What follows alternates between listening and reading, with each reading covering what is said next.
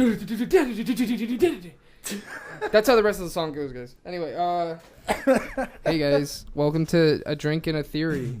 I just realized I've been a dum-dum, and maybe we should introduce ourselves at the beginning of every episode. And I'm James, and we got here Jake, and we're here to talk about weird shit. And this is gonna be a little bit more of a sober episode because Jake's got to go. Oh yeah, thanks for reminding me. I got to work tonight.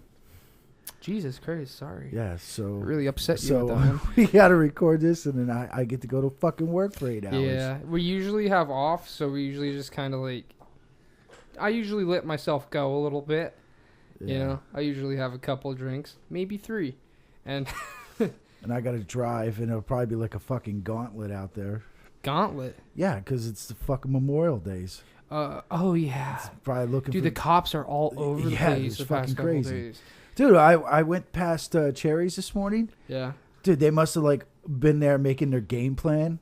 There was like 20. Well, there was like 20 fucking cars, cop cars. To be fair, every once in a while, the whole like fucking local, not local police, but local state police here. Yeah. The people who work in this area, they must get together every once in a while and go Cherry's because on a couple occasions. Cherry's, that's $200-$300 now. By the way. Yeah. Anyway. But I used to go to Cherry's for $400. I used to go to Cherry's in 5. And I used to go as a kid, and every once in a while we'd go.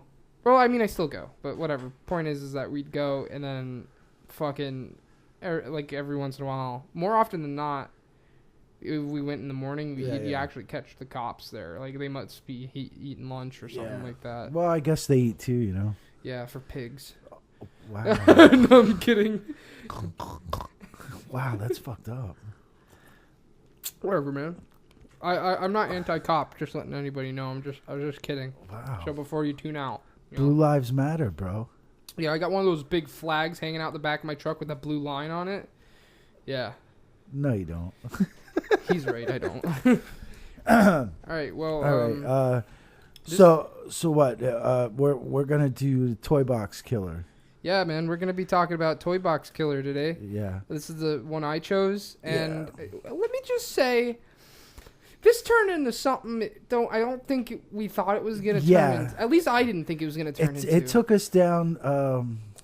All right, listen. Weird path. Next time I do a serial killer, it won't happen like this. Yeah. This one is just an exception. Yeah, this is like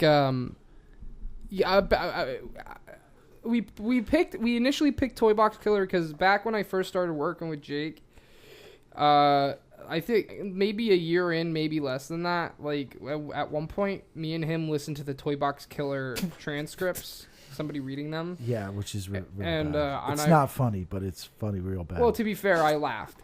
I fucking laughed too. I laughed. Listen. He may have raped a lot of women, and he may have killed a bunch of them.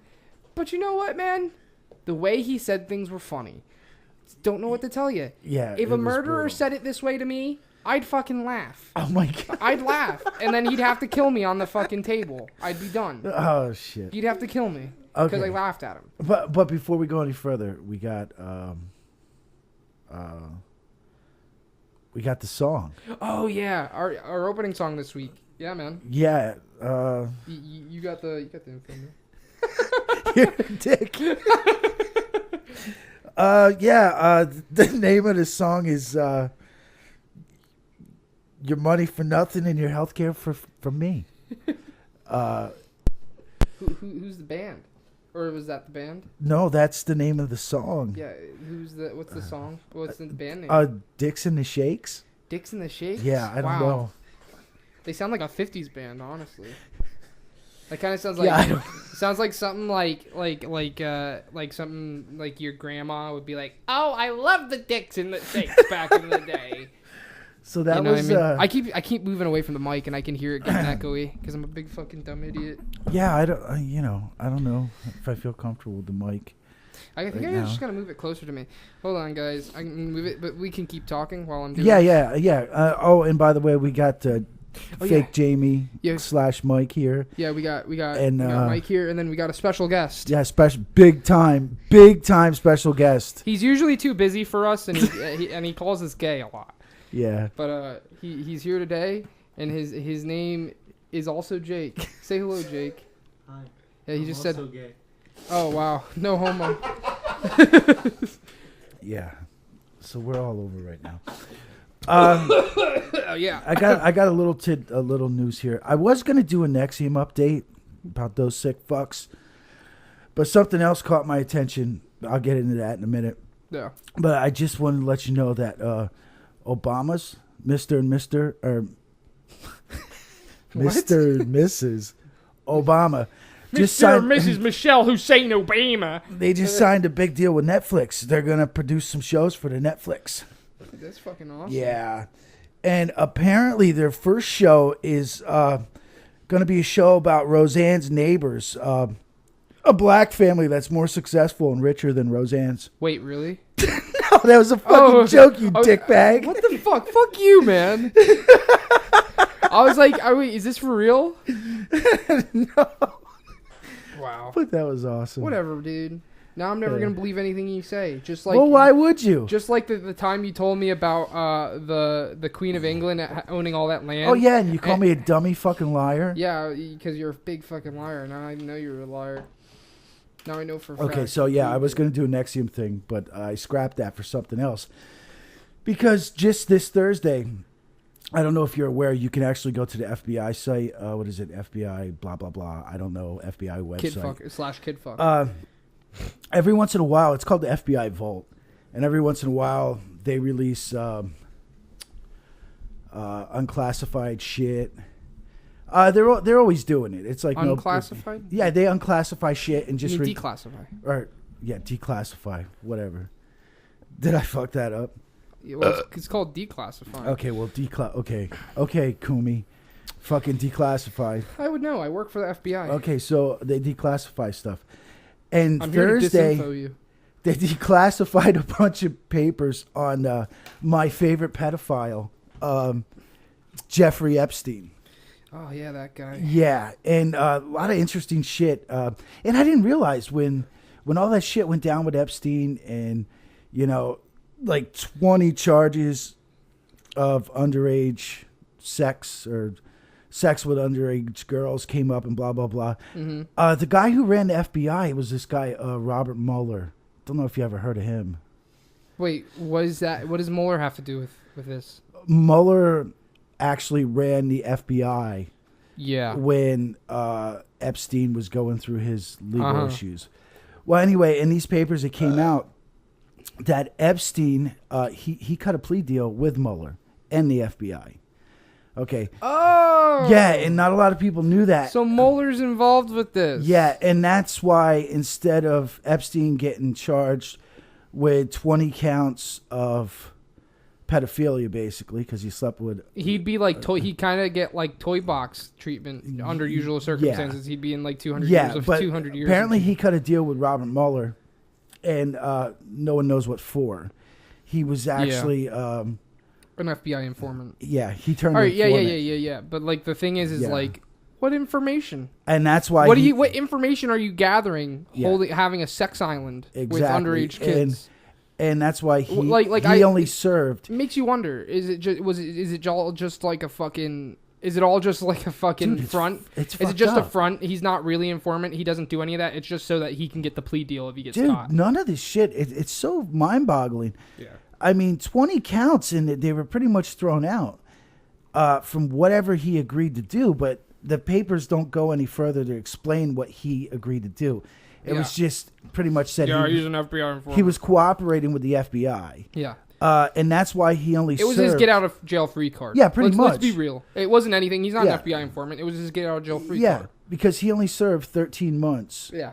Of a fucking 18-month sentence. Yeah. He only got sentenced 18 fucking months. Yep. So there's that. So you can go to FBI Vault and check those out and see for yourself.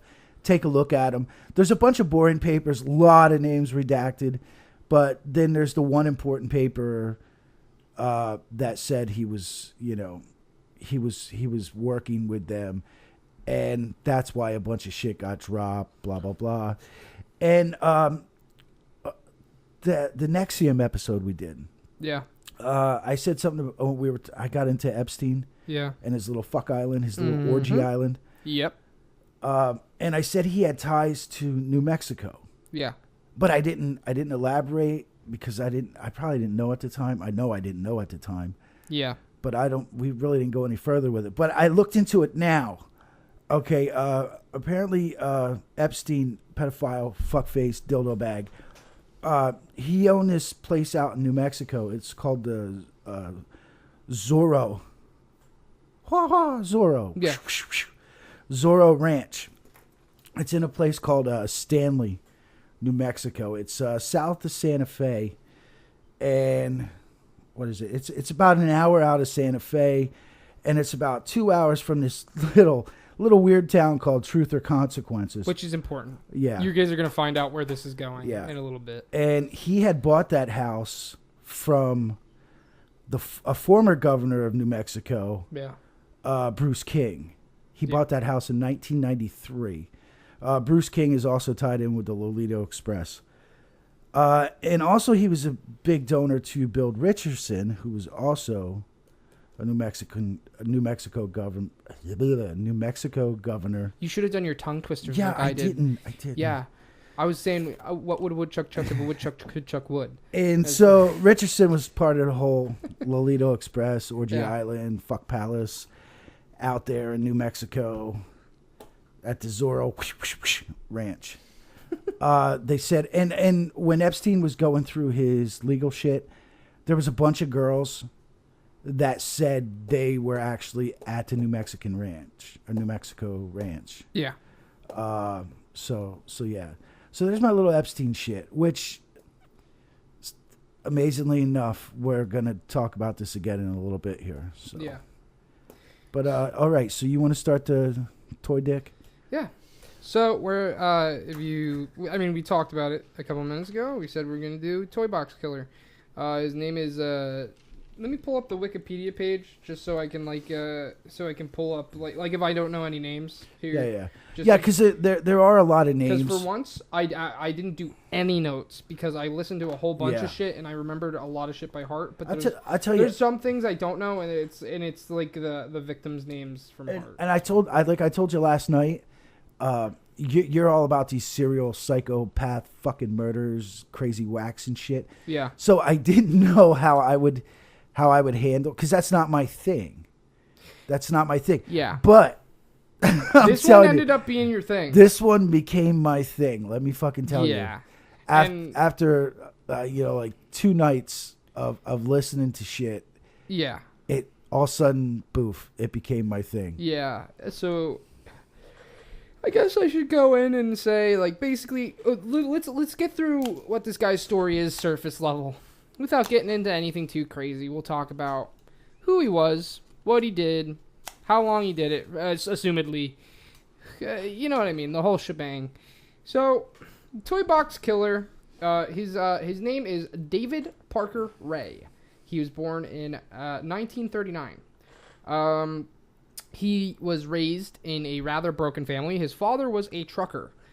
His father was also kind of abusive. He's kind of an asshole.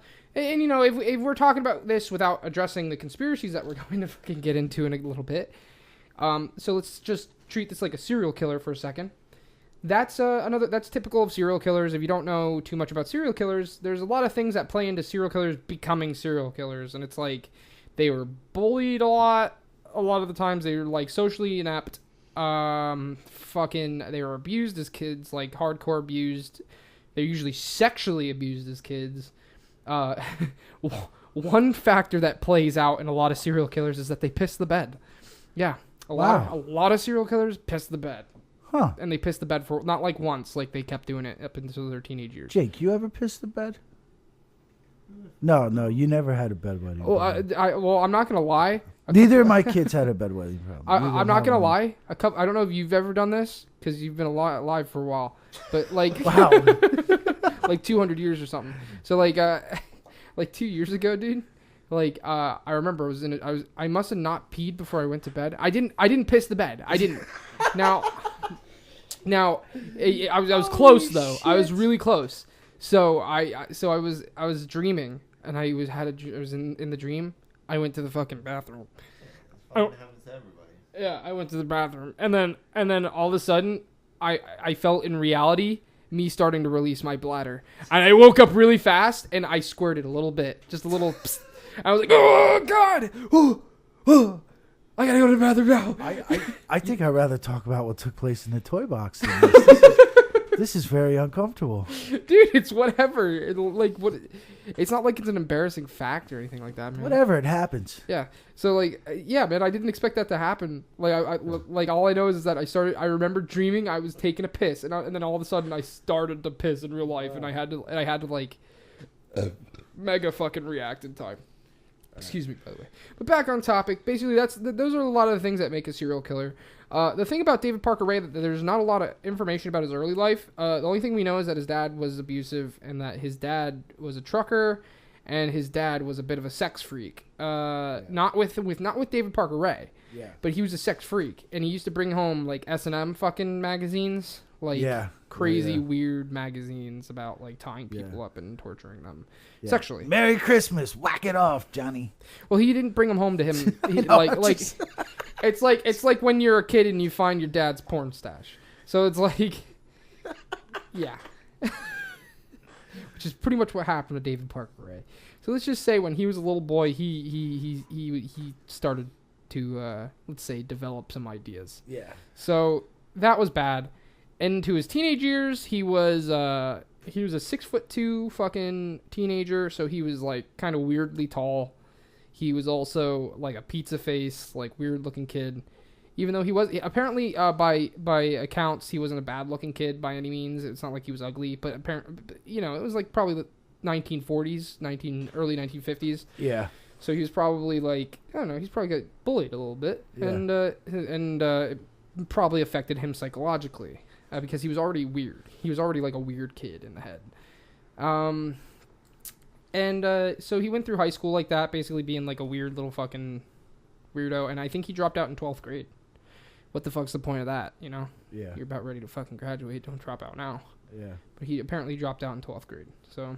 And then he went on to go into the Army. Or not, was it the Marines? No, it was the Army. It was Army? Yeah. Yeah, I figured. I wasn't sure if it was Army or Marines. See that? Yeah. It was Army. You see, this is why I have the Wikipedia pulled up, because there's like the little details that I'm not 100% sure of. Yeah. So he went into the Army, and he actually participated in the Korean War in the 1950s, was it? Yeah. You know what year the Korean War was? I think it was.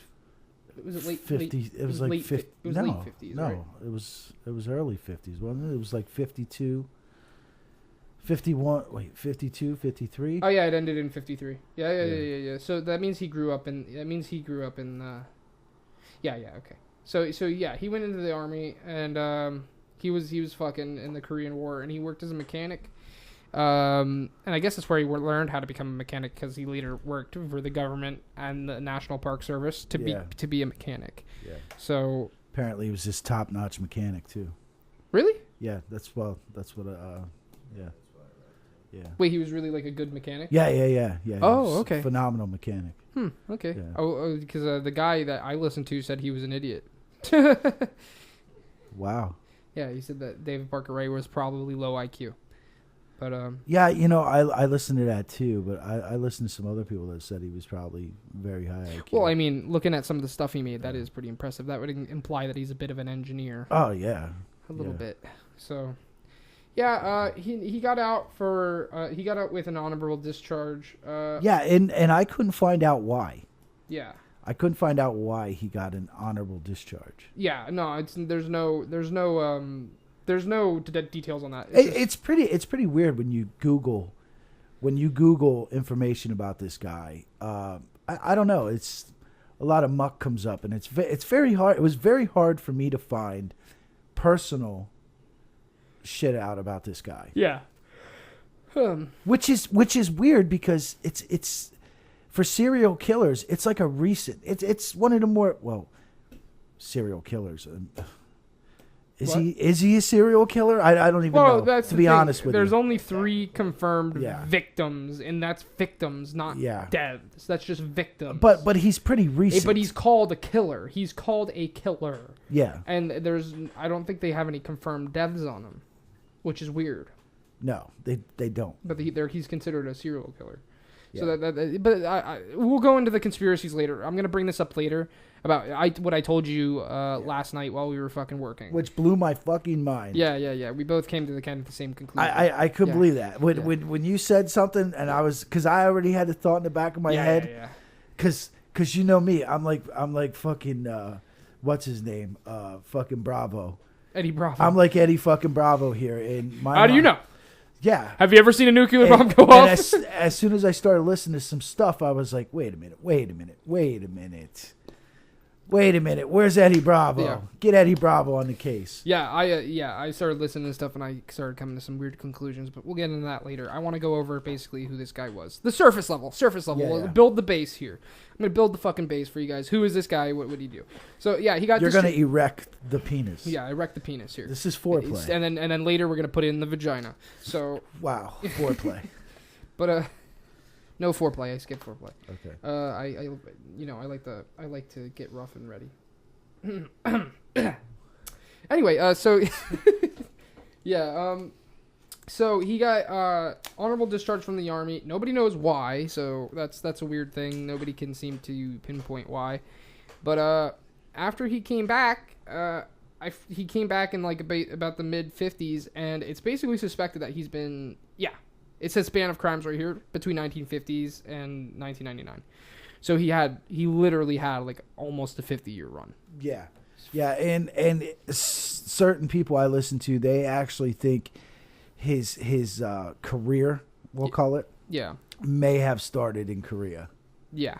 That's just a theory. Yeah, that's when I was listening to it's possible that he may have because he grew up with these magazines, these S&M magazines, and it says right here that his sister actually found them.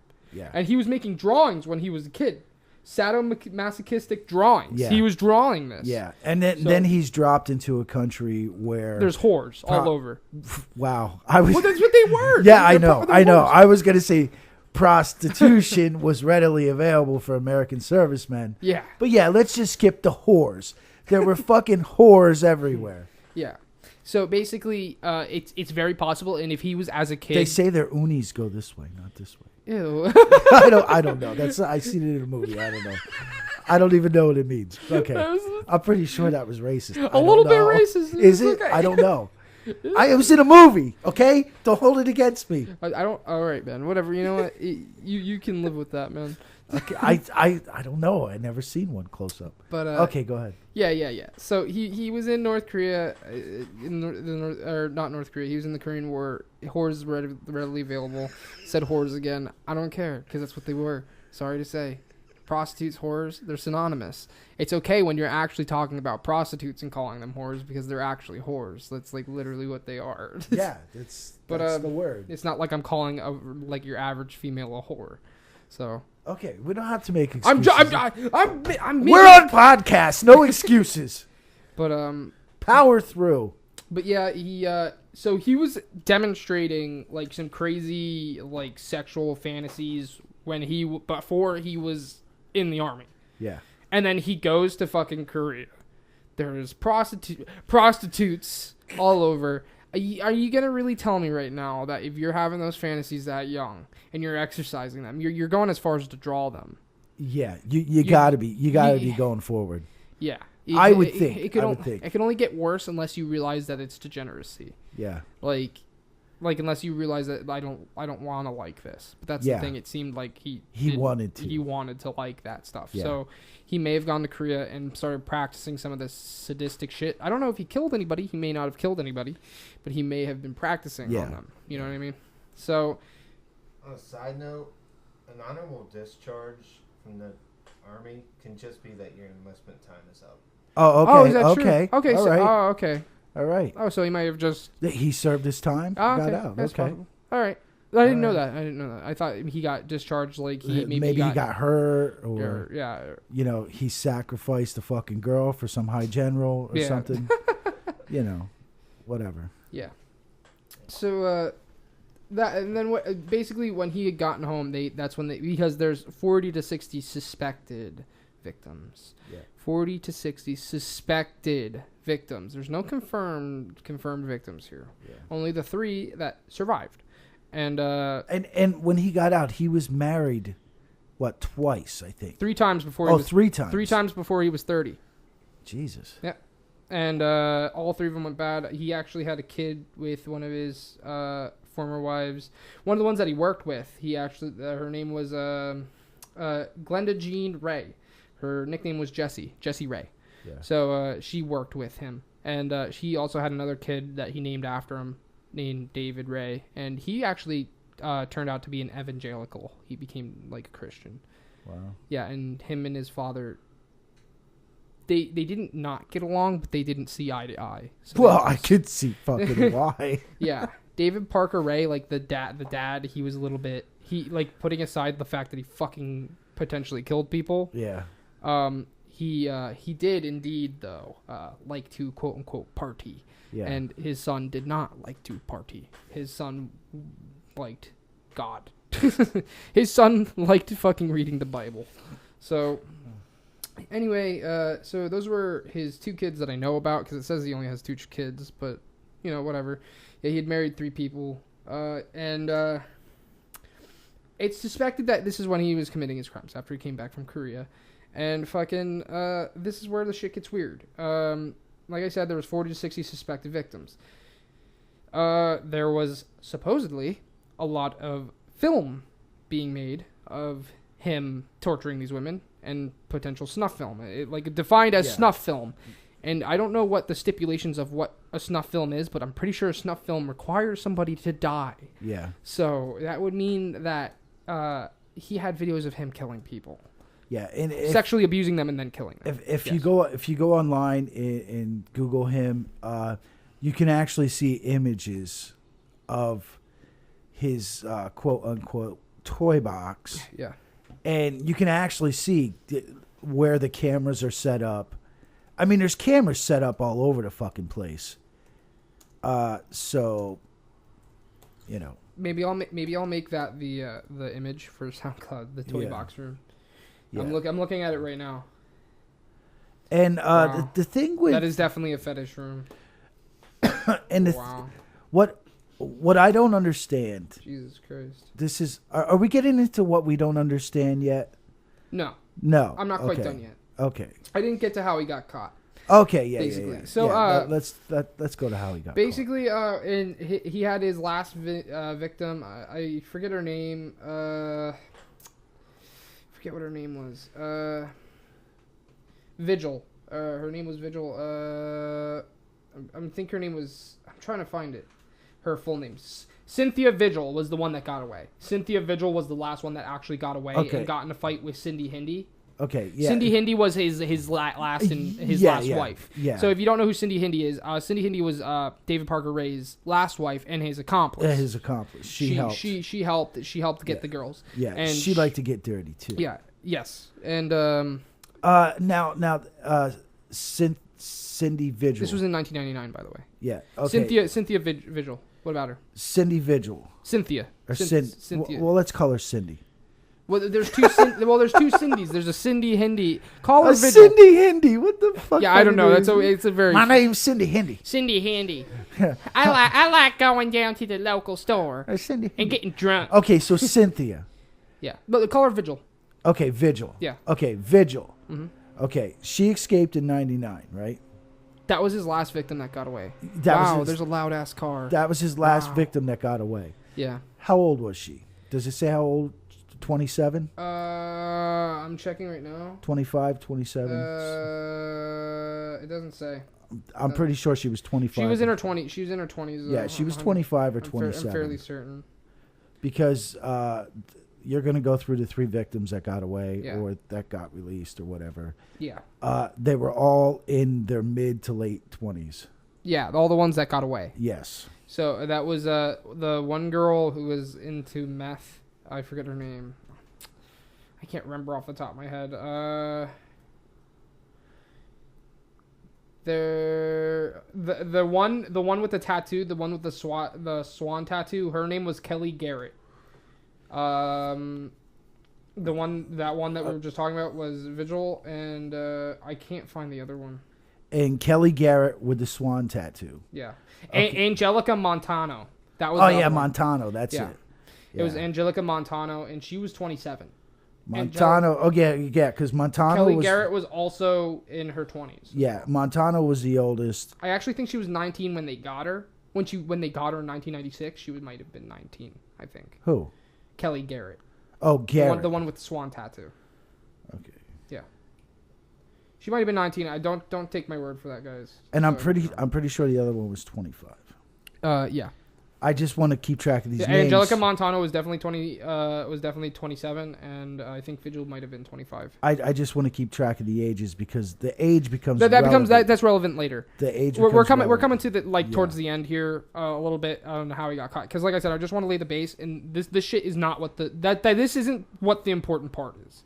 Yeah, we'll get into the important part later. This was supposed to be a conventional serial killer episode, which would have been me talking about their motives, like their MO, stuff like that. Like it's supposed to be different, but this turned into something completely different. Yeah, something completely different. Yeah. So anyway, so the one that got away was Cynthia Vigil. She got out of her, I don't know how. Now I remember. She got a hold of a key somehow. Yes. And she managed to get herself out of her binds. Yes. And she snuck up on Cindy Hindi and tried to get the fuck away from her, apparently. And Cindy Hindi actually hit her with a fucking glass lamp. Yeah, hit her over the head. And then fucking Vigil stabbed Cindy Hindi a whole bunch of times with a fucking ice pick. Yeah. So, but somehow Vigil managed to get away. Yeah, she took off. By the way, Cindy Hindi didn't die after getting stabbed a whole bunch of times, which is crazy. Yeah. And she ran to neighbors or something down the road, all naked and shit. Yeah. Eventually, the police did come. Yeah. They managed to. I think the Vigil girl, she had actually went to the neighbors. Yeah. She went to the neighbors, and it was an older couple. I forget their names. Yeah, I don't remember their names. But they called the police, and then it was less than an hour later that the police. The Ray and Hindi had met with the police, and they were like, "Oh no, this was wrong story." Actually, with Angelica Montano, who got away. Yeah. Ray and I know we're getting mixed up here, but Angelica Montano, the 27-year-old like drugged out girl. Yeah. That they actually, Ray and Cindy Hindi actually tried to talk to the police and say, no, we were just holding her because she had a drug kick. A drug problem. Yeah. Yeah. Or that I don't remember. It was no. You're messed up there because that was Vigil. That was Vigil. That one was Vigil. Where they were trying to convince the police that they were trying to help her kick a drug problem. Yes. Yeah. So I am talking about Vigil. I thought I was talking about Vigil. And they were picked up about an hour after Vigil showed up at the neighbor's house. Yeah. That quick, poof. They were picked up. And one of the cool things about them being picked up that quick, is they didn't have any time to go back to the house to destroy any evidence. Yeah. So everything was left in its natural state, in its natural order. Yeah. When the police got there. Yeah. And eventually the FBI. Well, because they didn't even go back and clean up the place. They were looking for Cynthia Vigil. Yeah. So, and then basically that's how they got caught. And after David Parker Ray was caught. In 1999, 2 years later, he died of a heart attack in his holding cell. What were they trying to do with him again? He was already. I forget what they were trying to do with him. I don't remember why he was in a holding cell. He was sentenced. Yeah. Okay. And he was sentenced to 224 years, by the way. 224 years. Not for murder, either. None of it was murder. None of it was murder related. He didn't get convicted for murder. So he was in a holding cell because after he was sentenced, he got moved to another police department. Yeah. For questioning. Yeah, that's right. And while he was in his holding cell there, that's when he died of a heart attack. Yeah. And I wish I could remember the name of that police department, that county he went to. Yeah. I don't remember. The Lee County Correctional Facility in Hobbs, New Mexico. Hobbs? Yeah. The Lee County Correctional Facility. Yeah, you're right there. It's right there. Yep. So that's where he died then. He died in that holding cell. Yeah, and all of his accomplices got off a lot easier. Cindy Hindi got 38 years with parole. Yeah. His daughter, Jessie Ray, got 2 years. Was it 2 years in jail? Yeah, I think she was sentenced longer, but she got out because he kind of cut a deal with them to let her. Yeah. Her off. I'm not sure what happened to Roy Yancey. Yancey's coming up for parole soon, I think. Really? Yeah, he got because he's the only one who got charged with a murder. Because he killed his girlfriend. He killed his girlfriend. Yeah. And Parker had it recorded. Yeah. Because he had such an elaborate recording system. Yeah. Did you find anything in your research about if his girlfriend is out yet? Because she was up for parole already last year. Cindy Hindi. Cindy Hindi. Oh, Hindi? She was up for parole already last year. I found articles about it. I think it was September, October of last year, and then it's nothing else after. So I don't know if she. April 30th, 2018. Yeah, Cindy Hindi, David Parker Ray's girlfriend, ready for release from prison. Right here, man.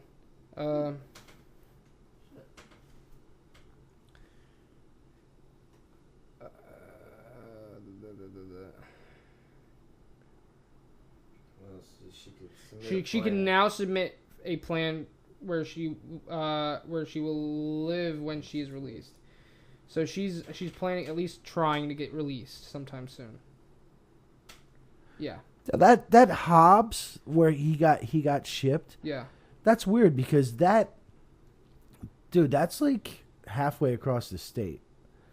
I wonder why he had to go all the way to Hobbs. Yeah, I don't know. Because it's way far away from Truth or Consequences. Like it's almost on the border of New Mexico and Texas. Actually, it's like way down there. Yeah. Well, anyway, yeah, he had died. Cindy Hindi got 38 with parole. His daughter Jessie Ray was only in for like 2 years or some shit. And Roy Yancey must be up for parole. You're saying yeah. But so basically, he's still in jail. I don't know what his. Oh wait. Okay. Oh no, I see right here. He was paroled. Hold on, but then he broke his parole. Hold on. Yancey was eventually convicted of second-degree murder and conspiracy to commit first-degree murder and received 2 15-year terms, so 30 years.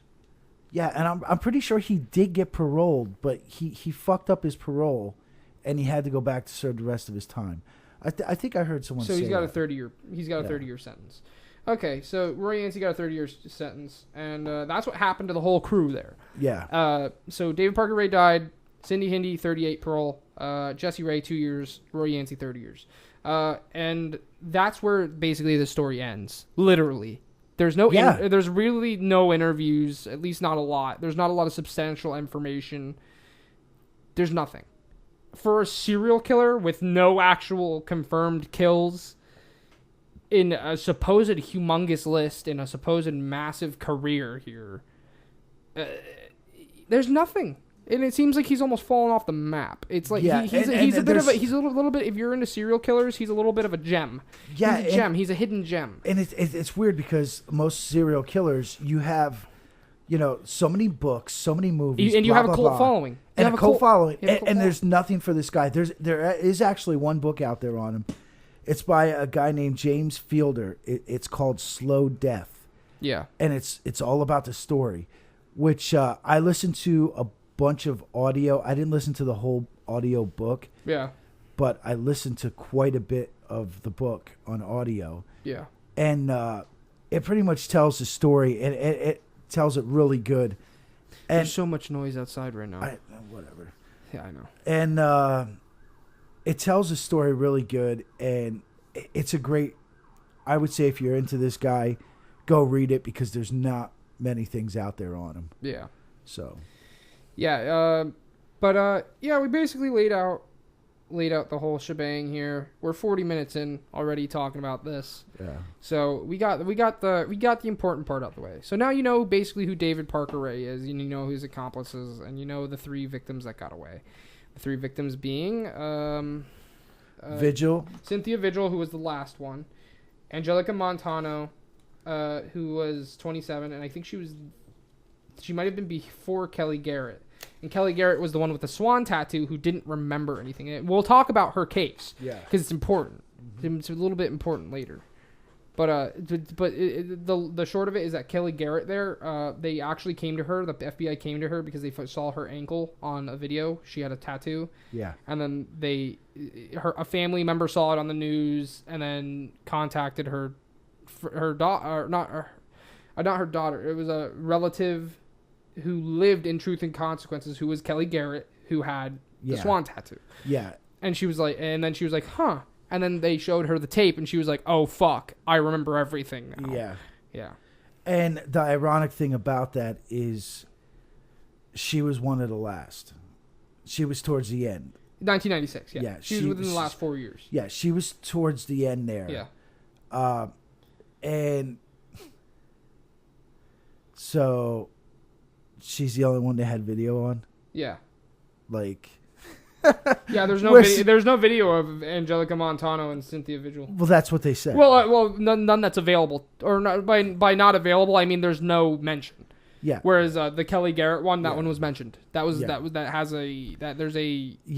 mention of it. And as far as it goes, that is the only known video or release video of any of his victims. Not even released. You can't even see it. No. Well, you can't see by it. released, you mean the one that's actually even talked about. Yes. Yeah. So, which is why I'm saying it's going to be relevant. Yeah. Because it's the only video that more or less got released to the public. Yeah. And by public, I mean, like, they used it to convict him. Yeah. That's about it. Yeah, pretty much. Now, you're probably thinking, what? Are you trying to say David Parker Ray wasn't the killer? Because I feel like that's kind of what I'm trying to imply. No. I think he was involved. Oh yeah, totally. But basically, here's where the fucking crazy part comes in. So, let me go ahead and introduce what we're trying to say here.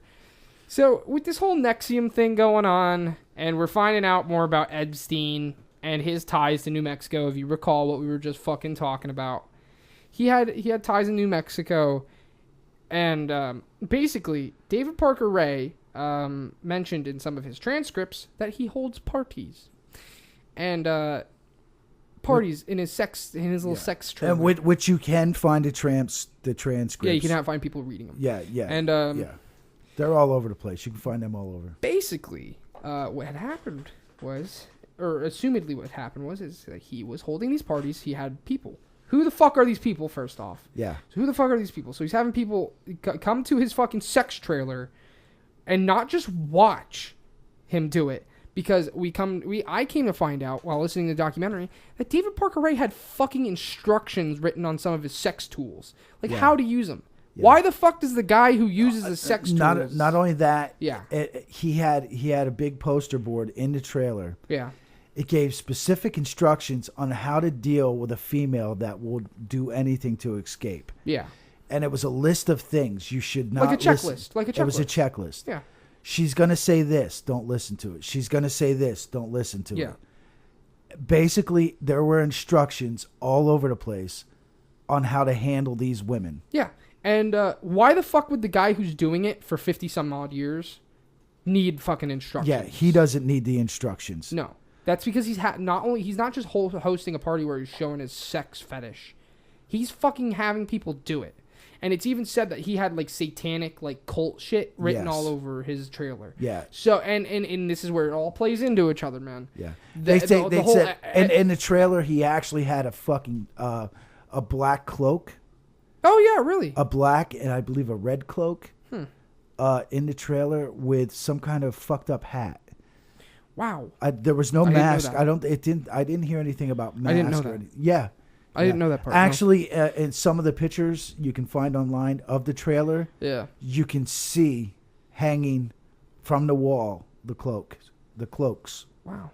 Well, as this all plays into each other, as we were just talking about, Epstein, sex cults, stuff like that, I think, and this is just, and we're going to talk more about this in about a second. But this is my introduction, my like little thesis here. And me and Jimmy are on the same path here, and it's funny because we came to these conclusions separately. Yeah. But as we talked about it, it fucking emerged that we both thought the same shit. It was so fucking retarded. Yeah. Basically, I was listening to it, and I came to like a FBI detective, like profiler kind of thing, where it all snapped together. Yeah. I was like Hotch from fucking Criminal Minds, baby. Yeah. And all I know is that there was little tidbits here and there, and I was like, because I always kept the conspiracy part to the side. Yeah. But basically, there's little tidbits here and there. I was like, okay, that could play into the conspiracy thing, but that's no confirmation. But then I noticed right after the guy I was listening to said he had instructions written on the walls and on the tools themselves, I was like, wait a minute. Yeah. So he was basically running fucking test runs through his... Yeah. He had people coming and trying out the girls. And if you listen to the transcripts, he doesn't deal with 20-year-old women. And that's what's crazy about these 3 victims that got away. Yeah. He let them go. Yeah. It's almost like when you catch a like back when I used to go fucking crabbing with my uncle. Yeah. If you get a crab that's too small, you have to throw it back in. Yeah. But the rest of them you keep. Or if you get something that's damaged, and you can't sell it. Yeah. You just get rid of it because it's just taking up space. Yeah. So basically, what I'm coming to here, guys, and this is me and Jake came to this. We think that David Parker Ray was involved in sex trafficking. Totally. He was involved in sex trafficking that may have even been involved with Epstein and the politicians in New Mexico and Arizona, because the timeline for a lot of this stuff lines up almost fucking perfectly. Yep. And what's weird about this is that supposedly the FBI had videos of all these victims and all these people who were being tortured. So there's apparently a lot of footage, and apparently. So where is it? Well, yeah. Well, I get it if they were trying to lock up the information, but the problem is like, there's no mention of it. There's no talking about it. We only know about those 3 victims that got out. That's all we know. That's all we know. All we know. The rest of it got locked away. Yep. David Parker Ray was fucking killed in his holding cell of a heart attack, which is weird. And it's like Epstein was just found out to have ties with the FBI. Yeah. This all kind of plays into each other. And let's take a step back for a minute to 1986. 1986, yeah. 1986, which would have been in David Parker Ray's active time.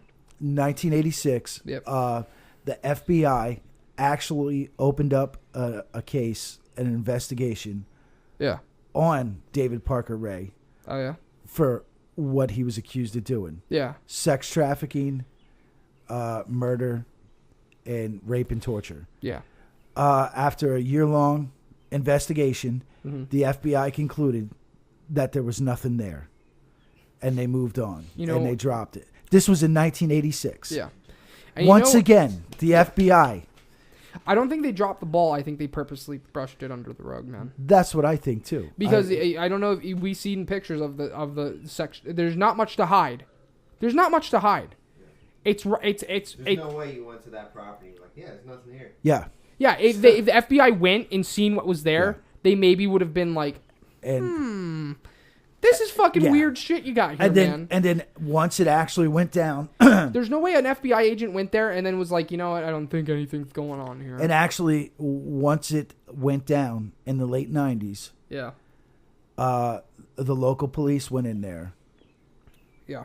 And it was very shortly thereafter. Now, I couldn't find where the local police actually invited the FBI in. Yeah. Because that's how it usually works. Yeah. Local police have to invite the FBI in local for a or case. state, whatever. Yeah. It started with the local police brought in the state. Yeah. So the state came in. The FBI came in. Long story short, they put in. Listen, they put in over 100 agents. Yeah. On his property, over 100 agents. FBI agents on his property. Yeah. And one of those agents has her own special story. Yeah. She was tasked. She was. I can't remember her name. She was a sketch artist. I can't remember her name. I'm trying to find she was tasked. Her job was to go in the box, and on his property, but she spent a lot of time in the box, sketching, and collecting evidence. And she was out there for a while, days, weeks. I don't know what it was. But one night after work, after hanging out in the box for a while, she went back to her hotel or apartment, wherever. Yeah, and she blew her fucking brains out. Yeah. So now we have a dead FBI agent. Yeah. Now this is what was weird. That's another thing that kind of stood out to me after the fact, after I realized that this is actually kind of weird. The FBI agent, okay, so it wasn't just like some rookie, like it was a sketch artist who worked for the FBI. Yeah. So she had to have seen some shit. Yeah. For real. That's the bottom. Yeah, you're absolutely right. If she was out there having a sketch shit or whatever she had to do for whatever fucking reason, all I know is that she was sketching shit. So that's like you're a forensic guy who works for like crime scene investigation, and all of a sudden you see a fucking crime scene that makes you want to kill yourself. Yeah, it's like, what are you talking about? You look at fucking dead bodies for a living, bro. Yeah. Like, what's your fucking deal now? All of a sudden, and not to mention, if you look at these rooms, if you look at the Toy Box Killer room, it was like a bloody, gross guts. Yeah, it was a very clean room. It actually was clean. It was it had to be. It was a very clean room. Yeah, and it's not like I even said, I was like, dude, I could eat my dinner in this room. Yes, I wouldn't even be sick and sitting in this room. It was a clean room. Yeah. Matter of fact, David Parker Ray, he actually had tons and tons of books on medical practice, medical. Really? Yeah, I didn't know that part. Medical techniques, doing that because he had to do that because he had to know how far he could push the girls. Yeah. So they wouldn't die on him. Yeah. While he was doing his thing. Yeah. Which is another thing that's uncharacteristic, and that's what brings me to this thing being this whole thing is uncharacteristic for a quote unquote serial killer. For a serial killer, this is uncharacteristic. Because you know what? A serial killer usually likes the fact that he can push a woman until she dies. If you look at like BTK, that's exactly what he liked to do. Yeah, push them right till they die. Almost die. Until they died. Yeah. He didn't give a shit. That's what he liked, killing them. Oh. That's what got him off. Strangling them and then watching the life drain from their eyes. Because I know I read... That's what I'm trying to say is that as an MO, this makes no sense for a serial killer. Why would why would he want to keep the people alive? Yeah. He would want to exercise pure sadism until he saw the life escape from their eyes. That's what's typical of a sexual sadist that commits serial crimes. That's what when you see that in everybody else who commits sexual sadism in like a somewhat organized sense, like David Parker Ray would have, quote unquote. Speaking of which, let me put as a side note here, for a serial killer, even as an organized serial killer, this is too organized. Yeah, there's too much organization. Because even if you look at guys like fucking BTK, and if you look at guys like fucking like Ted Bundy, who were very organized and methodical, even they were not this organized. They weren't this prepared. They were kind of like we're gonna do like a set list of things, but after that it's my game. Yeah, I do whatever the fuck I want. David Parker Ray almost seemed like he had it almost like it was a job. There was a process and like a complete process from start to finish. There wasn't just like I do what I have to do and then I'm done.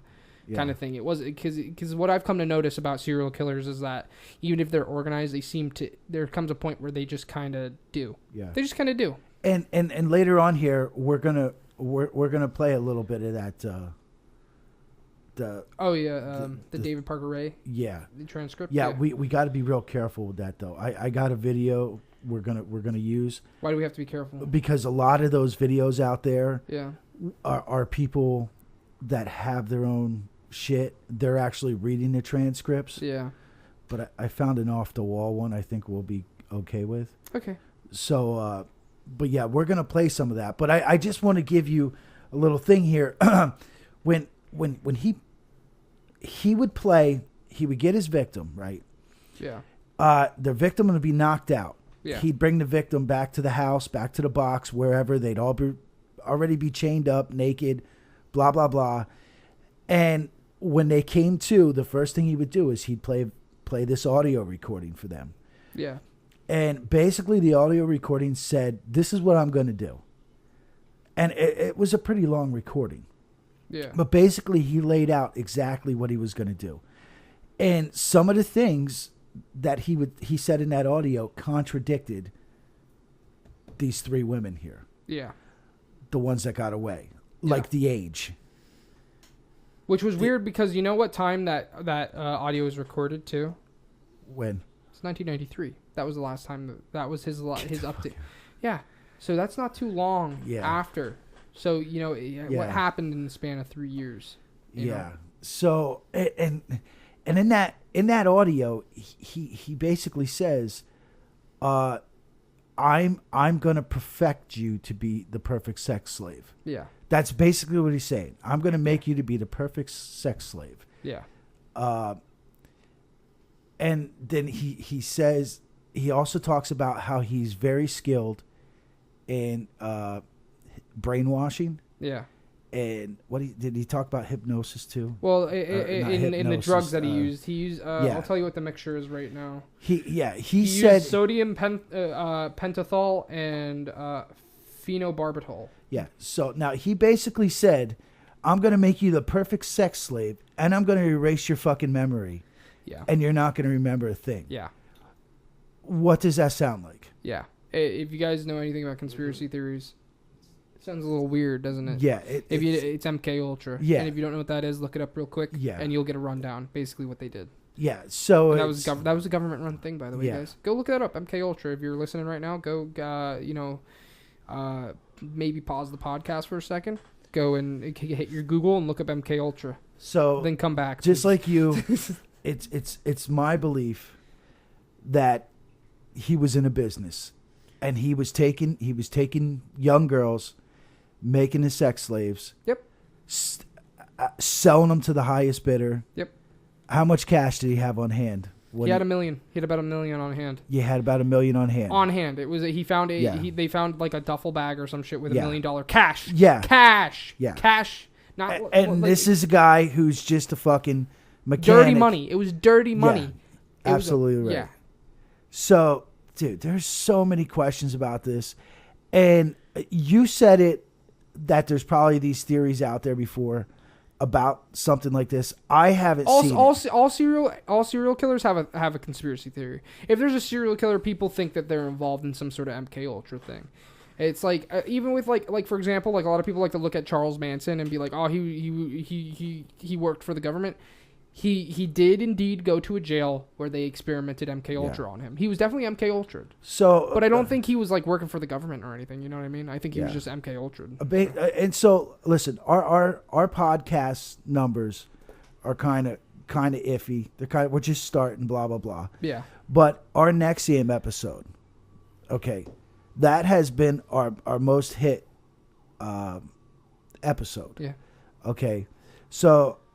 Anyone who listened to that, there's a lot of fucking sirens. Anyone who listened to that and liked it or whatever, and you thought we were good there. Yeah. If you're listening to this one, look into this guy, because if you listen to the NXIVM one, you believe in pedogate, you believe in all that stuff. Like if you're into like the whole like sex trafficking, yeah. Look into this guy. I challenge you. I challenge you to look into this guy as much as you can. Yeah.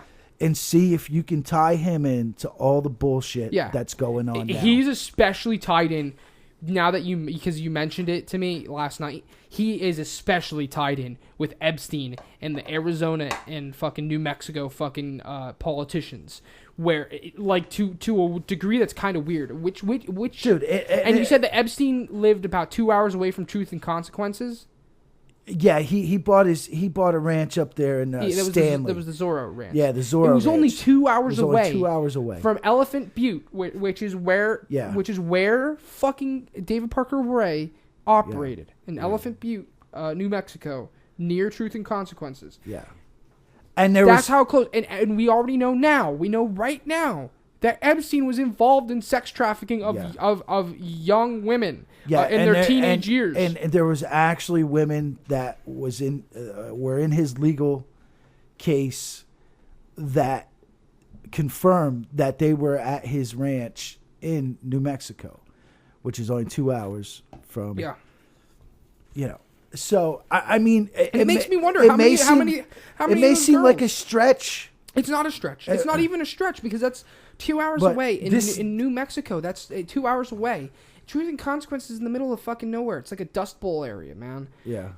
Going to fucking 2 hours away is not that far away, especially if you're fucking into sex trafficking. Listen, when I was listening to this stuff on this guy and the stuff I know about Epstein and everything and other people, dude, I just kept thinking of this deal called the Franklin cover-up. Oh my god! You know, and it's that's a podcast episode. And it's like and the premise behind the Franklin cover-up was they were using the Boys Club of America to get these young girls and young boys, mostly young boys, I believe, but and they were training these kids to be fuck slaves, and then they would move them all across the country.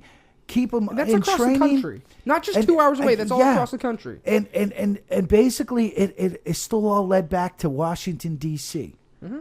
You know, a lot of these kids were ending up in Washington D.C. to be peddled out to fucking politicians, and elite businessmen. So it's like, and dude, this you know what? We may be fucking crackpots. Yeah. But I'm telling you, there's just something more behind this toy box killer. I'm a lot more skeptical than Jake is, and even I. What's up? Something that I seen. I don't know if you guys seen it. How, fucked up we think the FBI and everything is. The weirdest thing to me was they didn't destroy the toy box. You know that, right?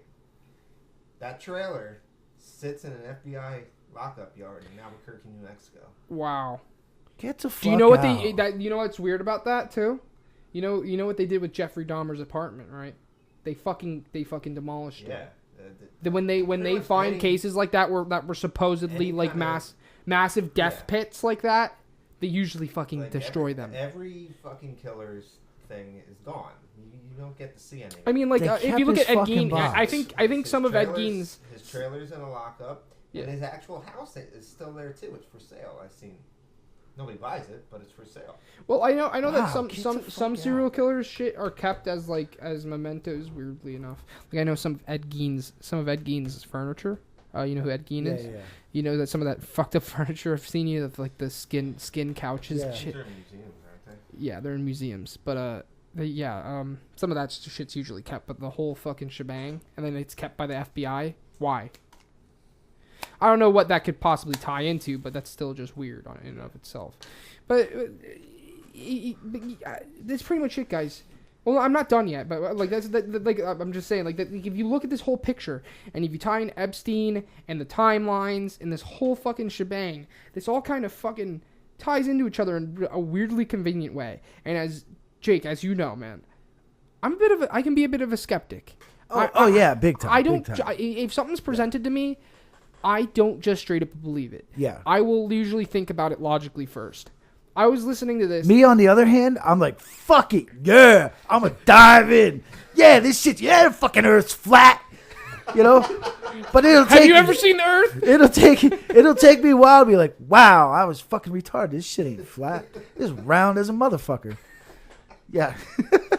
I speaking of which, like as a side note, like Elon Musk's SpaceX. Remember he launched his car? Yeah. Remember when he launched his car and the Earth was flat? Or not flat? It was round.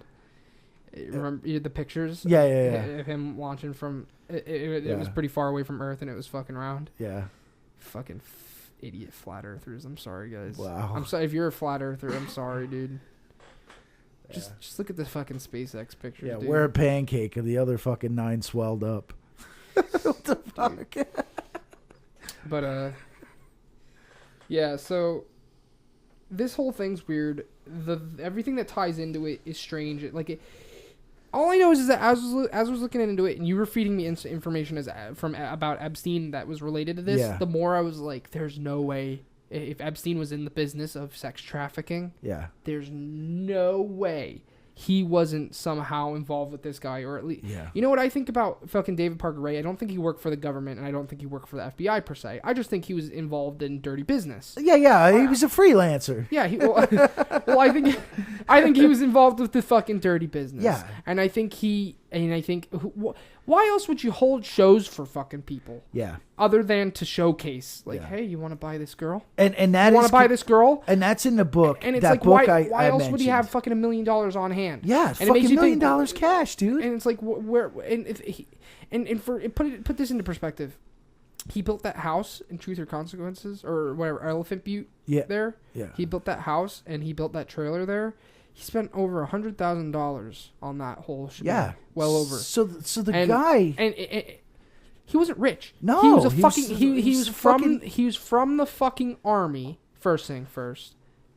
He didn't come from a rich family. His fucking dad was a fucking trucker. Yeah. Where did he just get the money? He worked as a fucking mechanic. Yeah. For National Park Service. He's not just some fucking rich guy. He's just a fucking average guy, and he just goes out and fucking Truth or Consequences, fucking New Mexico, and builds a fucking house, builds a fucking sex chamber. Yeah. With what money? Yeah. Where did he get the fucking money? Yeah. And that was before now. It's like $100,000 back then. Yeah. That's a lot of fucking money.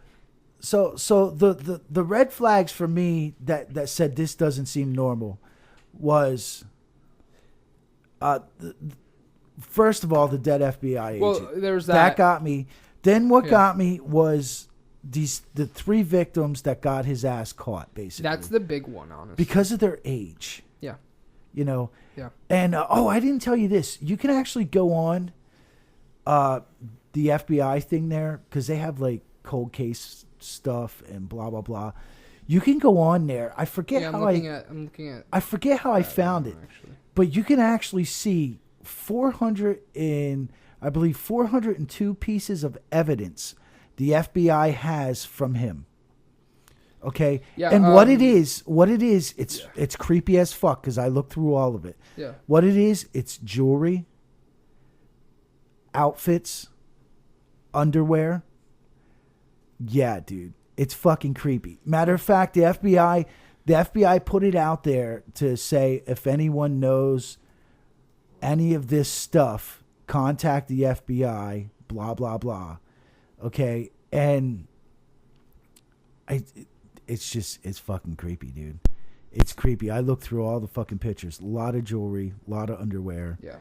It's really my big creepy. thing. My big thing is that he was clearly involved in dirty business. Oh, big time. I don't even think Toy Box was a serial killer. I don't think he killed anybody. I don't think he was either. I don't think he necessarily. I think he may have killed some people, but I don't think he killed them out of like, because I like killing. I think he was a serial rapist. He was a sadist. He was fucking. Yeah. But that was part of his... I think he may have killed some people. I'm thinking he may have killed as people. sick as it sounds, that was part of his expertise. Yes. To craft these fucking women. Now, here. Let me put this in perspective for you guys. Why I think he was involved with the sex trafficking. So look at the money first things first. And that was just $1 million on hand. Whereas he had more money than that. And I don't listen. I don't think people today understand the scope of sex trafficking. It's huge. And how it's getting cracked down big time right now. Dude, it's like everyone thinks oil is the shit. That's where the money is. No, first it's drugs. Yeah. Then I think it's fucking people. Yeah. And then I think it's fucking oil. Yeah. You know. Well, for example, like MS-13, they're big on human trafficking. Oh yeah. So that's one thing. But like for example, I think that David Parker Ray, during his run, I think he was responsible for for selling women. I totally agree. And I think that's why I had $1 million on hand. He couldn't hide it because he only had an hour after he got caught there. Yeah. So I think he had that money on hand. He just had it wherever the fuck he had it. But they found $1 million in his trailer. So and okay, so he was holding fucking sex shows, and he had instructions. So that means that he had people coming and trying out the women. Yep. So I think people were coming. People who buy women and like sex traffic, and they're like, okay, hey David Parker Ray, you're a nice little freelancer fucking sex trafficker. I'll buy this girl from you, man. I'll buy this girl from you. And I think Epstein may have had some things to do with him. I think him and Epstein probably at least met once, dude. Yeah, because at least met once. I would think. I don't want to say I know. I don't want to say I know from personal experience. It's like the drug trade. Okay, back in 1999, 1 million now would be 1.5 million. Jesus. In terms of so it's like the local drug trade. Yeah. Okay, take the local drug trade around here for instance. Most of the people that make a living around here in the local drug trade, they all know each other. Or you mean where we live now? Yeah. Oh yeah. Okay, basically they all know each other. Sometimes they don't like to deal with each other, but sometimes they have to deal with each other. I have to ask you real quick. What? And how far does that scope go in Pennsylvania here, would you say? What? Like, how far does that go? How far do these people deal with each other? Like, does somebody here know somebody... Like, how far do people deal with each other around here? Is it across state, or is it only, like, strictly local? I would... Dude, now we're getting into some fucked up shit. I would say... Listen, personally, I knew someone who dealt with someone out of country. So that's... Wow. Okay. That's the scope, and that's just our area. There's a million other areas just like us across the country. Yeah. Okay, but when you're in that profession, you kind of stick to your own. Sure, you have your people you want to fucking be rival with. You want to make out better, but to make it succeed, you kind of have to. Y'all got to be in unison. Yeah. Y'all got to be in unison. You guys and every once in a while, you're going to have... You guys don't deal with each other, you know about each other. Yeah. Yeah. Exactly. Yeah. If you deal it, you know it. You got to know. You got to be on top of who everyone is. You got to... Your confidants, your bad... the people against you. You got to know... you're selling to. You got to know everybody that's in the game with you. Yeah. Okay. And I would think sex trafficking would be the same fucking way. Well, now, if you got a guy down a little fucking trailer down there in fucking Consequenceville down there. Yeah.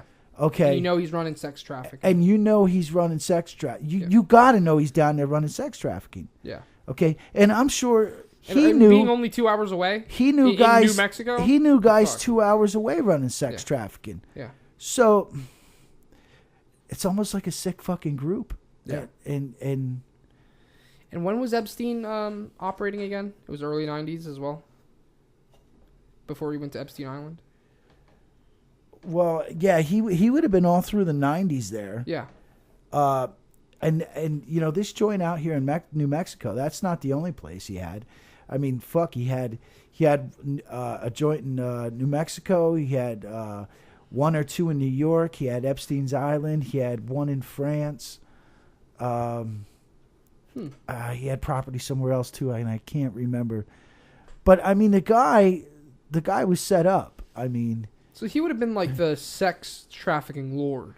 Oh yeah. And then a guy like David Parker Ray, he was good enough for fucking. He was good enough for presidents to use him and fucking royalty over in England. Yeah, and then as far as David Parker Ray goes, David Parker Ray was like your local drug dealer. Yeah, he was the guy at the bottom. Yeah. And so you think that they were definitely involved at least once with one another. They probably had some sort of dealing with one another. At some point. I mean we can't assume that for sure. You can't say that. They talk to each other, but Epstein said to somebody, and then that somebody said to somebody, and then that got the. Maybe some of his fucking girls made it to Epstein. Oh, we got this guy. I hear this guy down Truth of Consequences making some good fucking slaves. Yeah. I would imagine it's like drugs. It's like, this guy over here in fucking Shittsville, he's got the fucking best meth around. Yeah. Funny thing about drug dealers is they all got the best shit. That's the funny thing about drug dealers. Oh, I got the best shit. No, you don't. The guy down the block just told me he had the best shit. Yeah. But you know what? All the best shit comes from the same shit. Yeah. And I just. So that being said, guys, like. To conclude all this, if you guys haven't fucking, put it all together yourselves yet, because we've pretty much been saying it straight up, you fucking dummies. No, I'm kidding. But, I came to the conclusion, essentially, that David Parker Ray was involved with sex trafficking. He may not have been, he may not have been a big dog, but he was definitely doing it. I think so. They haven't. There's not one fucking body. And there's not one body. And that comes to how David Parker Ray died. And I personally think that David Parker Ray knew people. I think he may have dealt with powerful people on occasion. Yeah. When he was hosting these parties, I think he may have dealt with powerful people. Yeah. Who had government ties. Could anything? Listen, anything is fucking possible. And I think, and as you guys know, we talked about CIA and Mockingbird. They have the tools to make people die from cardiac arrest. Yeah. And this is where I this is when it all came together, and I was like, he died in his cell from a heart attack. People he was think he was dealing in I think he was dealing in sex trafficking. It all kind of came together at once, and I was like, did he know the wrong people fuck up, and then they wanted him to not be able to say anything because they knew that if he lived, he would have had interviews, he would have said shit, because that's what happens with serial killers. Because I remember I was telling you, I said, when you look at serial killers, you look at like Jeffrey Dahmer and Ted Bundy. And John Wayne Gacy, and even Son of Sam, they have like a whole bunch of fucking interviews with these guys. They have so many interviews with these guys that sometimes they change what they say. You know, like there's so much, and that's what the thing I was saying about David Parker Ray was like.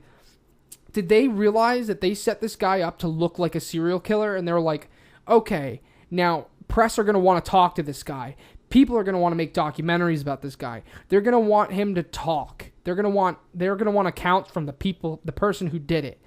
So we need to make sure this guy never says anything, never has the chance to fucking basically say, yeah, I was in a sex ring and I knew some powerful people. You want to know their fucking names? Like, you know what I mean? I maybe I dealt with a certain Arizona senator. Or something like that. You never know. Like maybe they were like, maybe we need to make sure this guy never says shit. And that's when it all came together for me because I was like, he died of a heart attack in a holding cell. He was what I think after that point was I think he was involved with sex trade, and he was holding these fucking meetings, which may have been with powerful people because so that's what I think happened. I think. He knew the right people, but technically the wrong people for him. Yeah. And basically, they didn't want him to say anything. And I think they made sure he would never say anything, ever. Make sure that information never got out. And that's what's weird about Toy Box is that the case was closed rather quickly. That whole thing was kind of swept. It was all kind of swept up. Victims really weren't looked for. It was all like, whatever, like 60 victims. We have a bunch of tapes, but we're not going to show you or tell you about it. Blah, blah, blah. FBI, we're done. We're done. And what did I tell you last night? His case and everything was starting to pick up steam. Yeah. It was starting to pick up some momentum in the press. Yeah. And then there was this shooting. There was the Columbine shooting. The Columbine shooting happened. Yeah. And that kind of took over and saturated the media forever. Yeah, and then in 2002, when he was about to get interviewed, just a year before, there was 9/11. Yeah. So. Yeah, and it's like, it just kept dying in the press. The story just kept going away.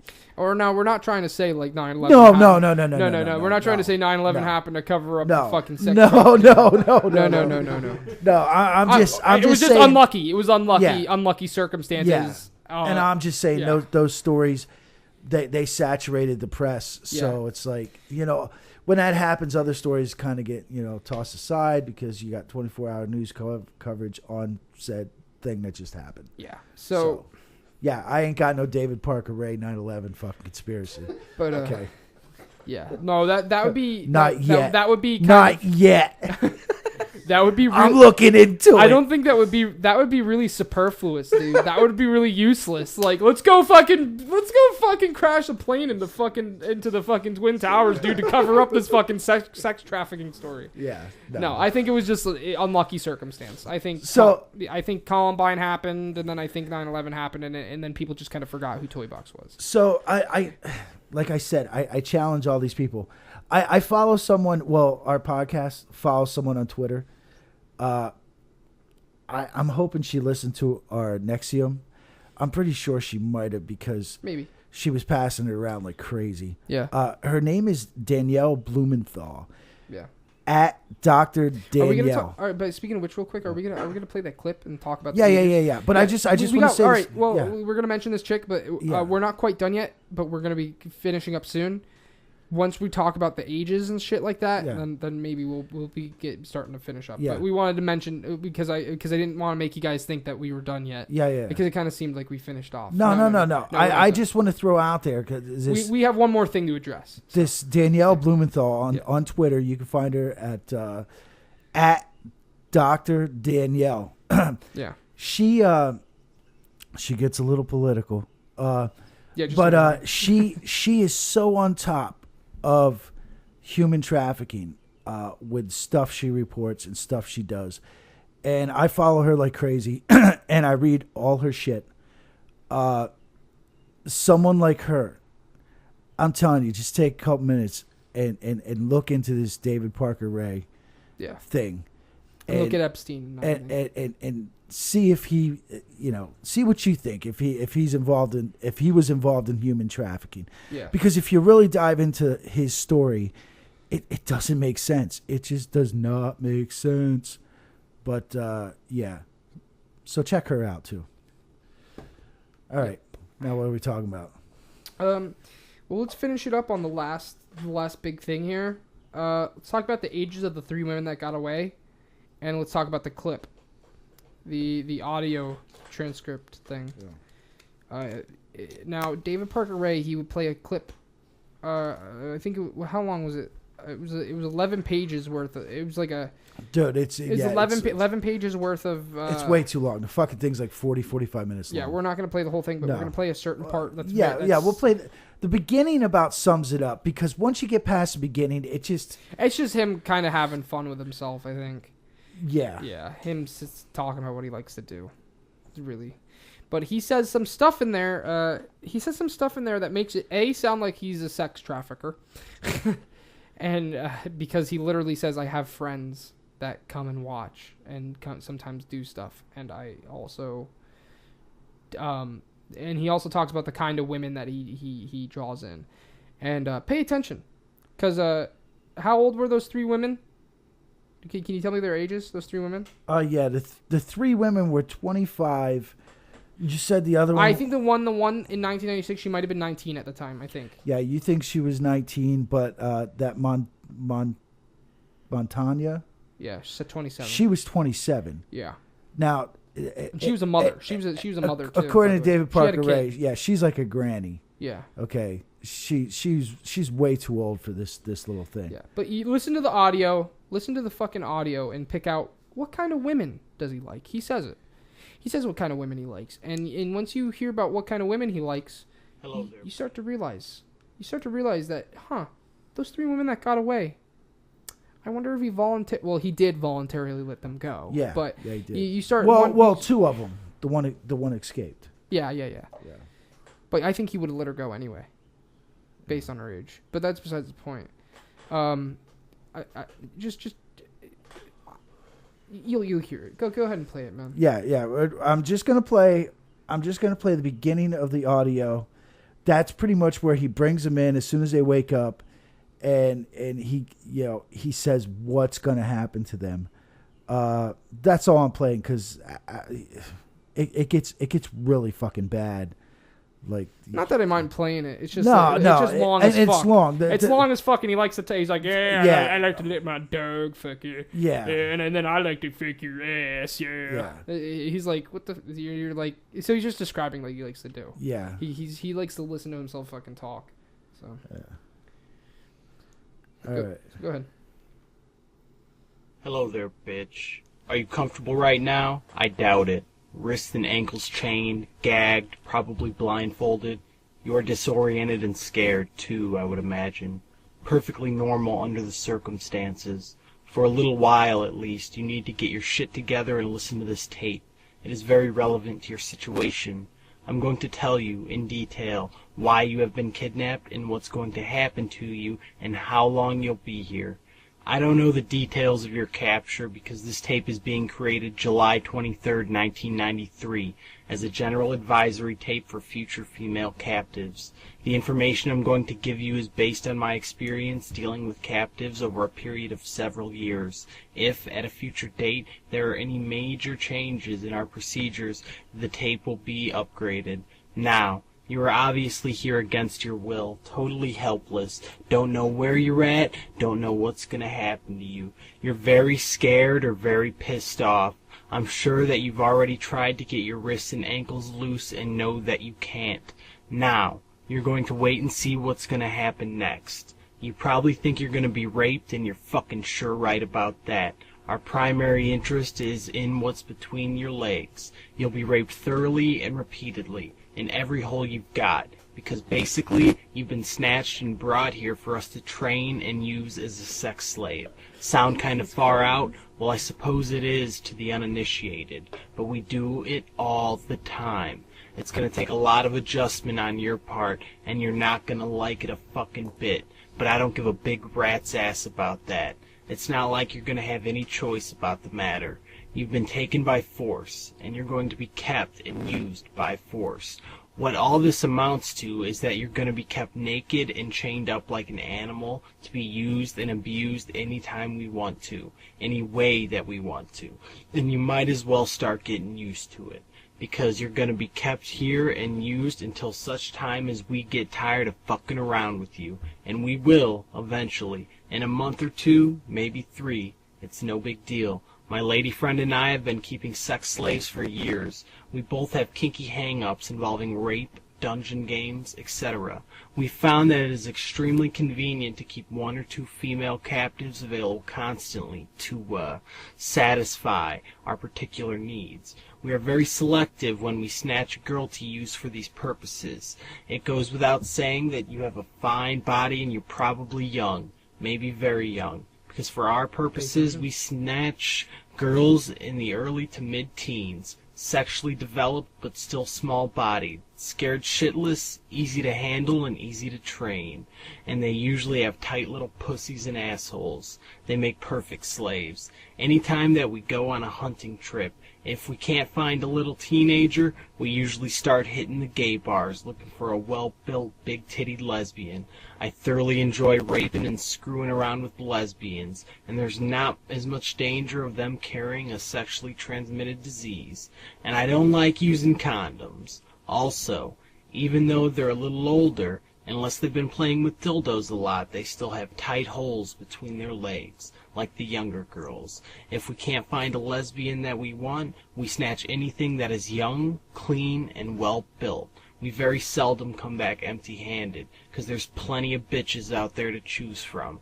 And with a little practice and deception, most of them is very easy to get, with little risk. At this point, it makes little difference what category you fall into. You're here, and we're going to make the most of it. You're going to be kept in a hidden slave room. It is relatively soundproof, escape-proof, and it is completely stocked with devices and equipment to satisfy our sexual fetishes and deviations. So, that was basically it. So, as you heard, 3 girls that got away were very far from his target women. He does say that, we rarely come back empty-handed. So there's always that very rare possibility that all 3 of them were pickups. And really, that might have been to just satisfy his own fucking needs. Well, that's where it comes into me saying that's another thing, because I remember that transcript. Yeah. And I remember him saying he likes to pick up the younger girls. Yeah. Now, that brings it all full circle yet again. Epstein Island had a lot of young teenage girls. Yeah. So, and that's exactly what he describes. Some of them, if you look into it, you're talking some of these girls started when they were like 14. Yeah, and that 15. Falls right into the target zone for David Parker Ray.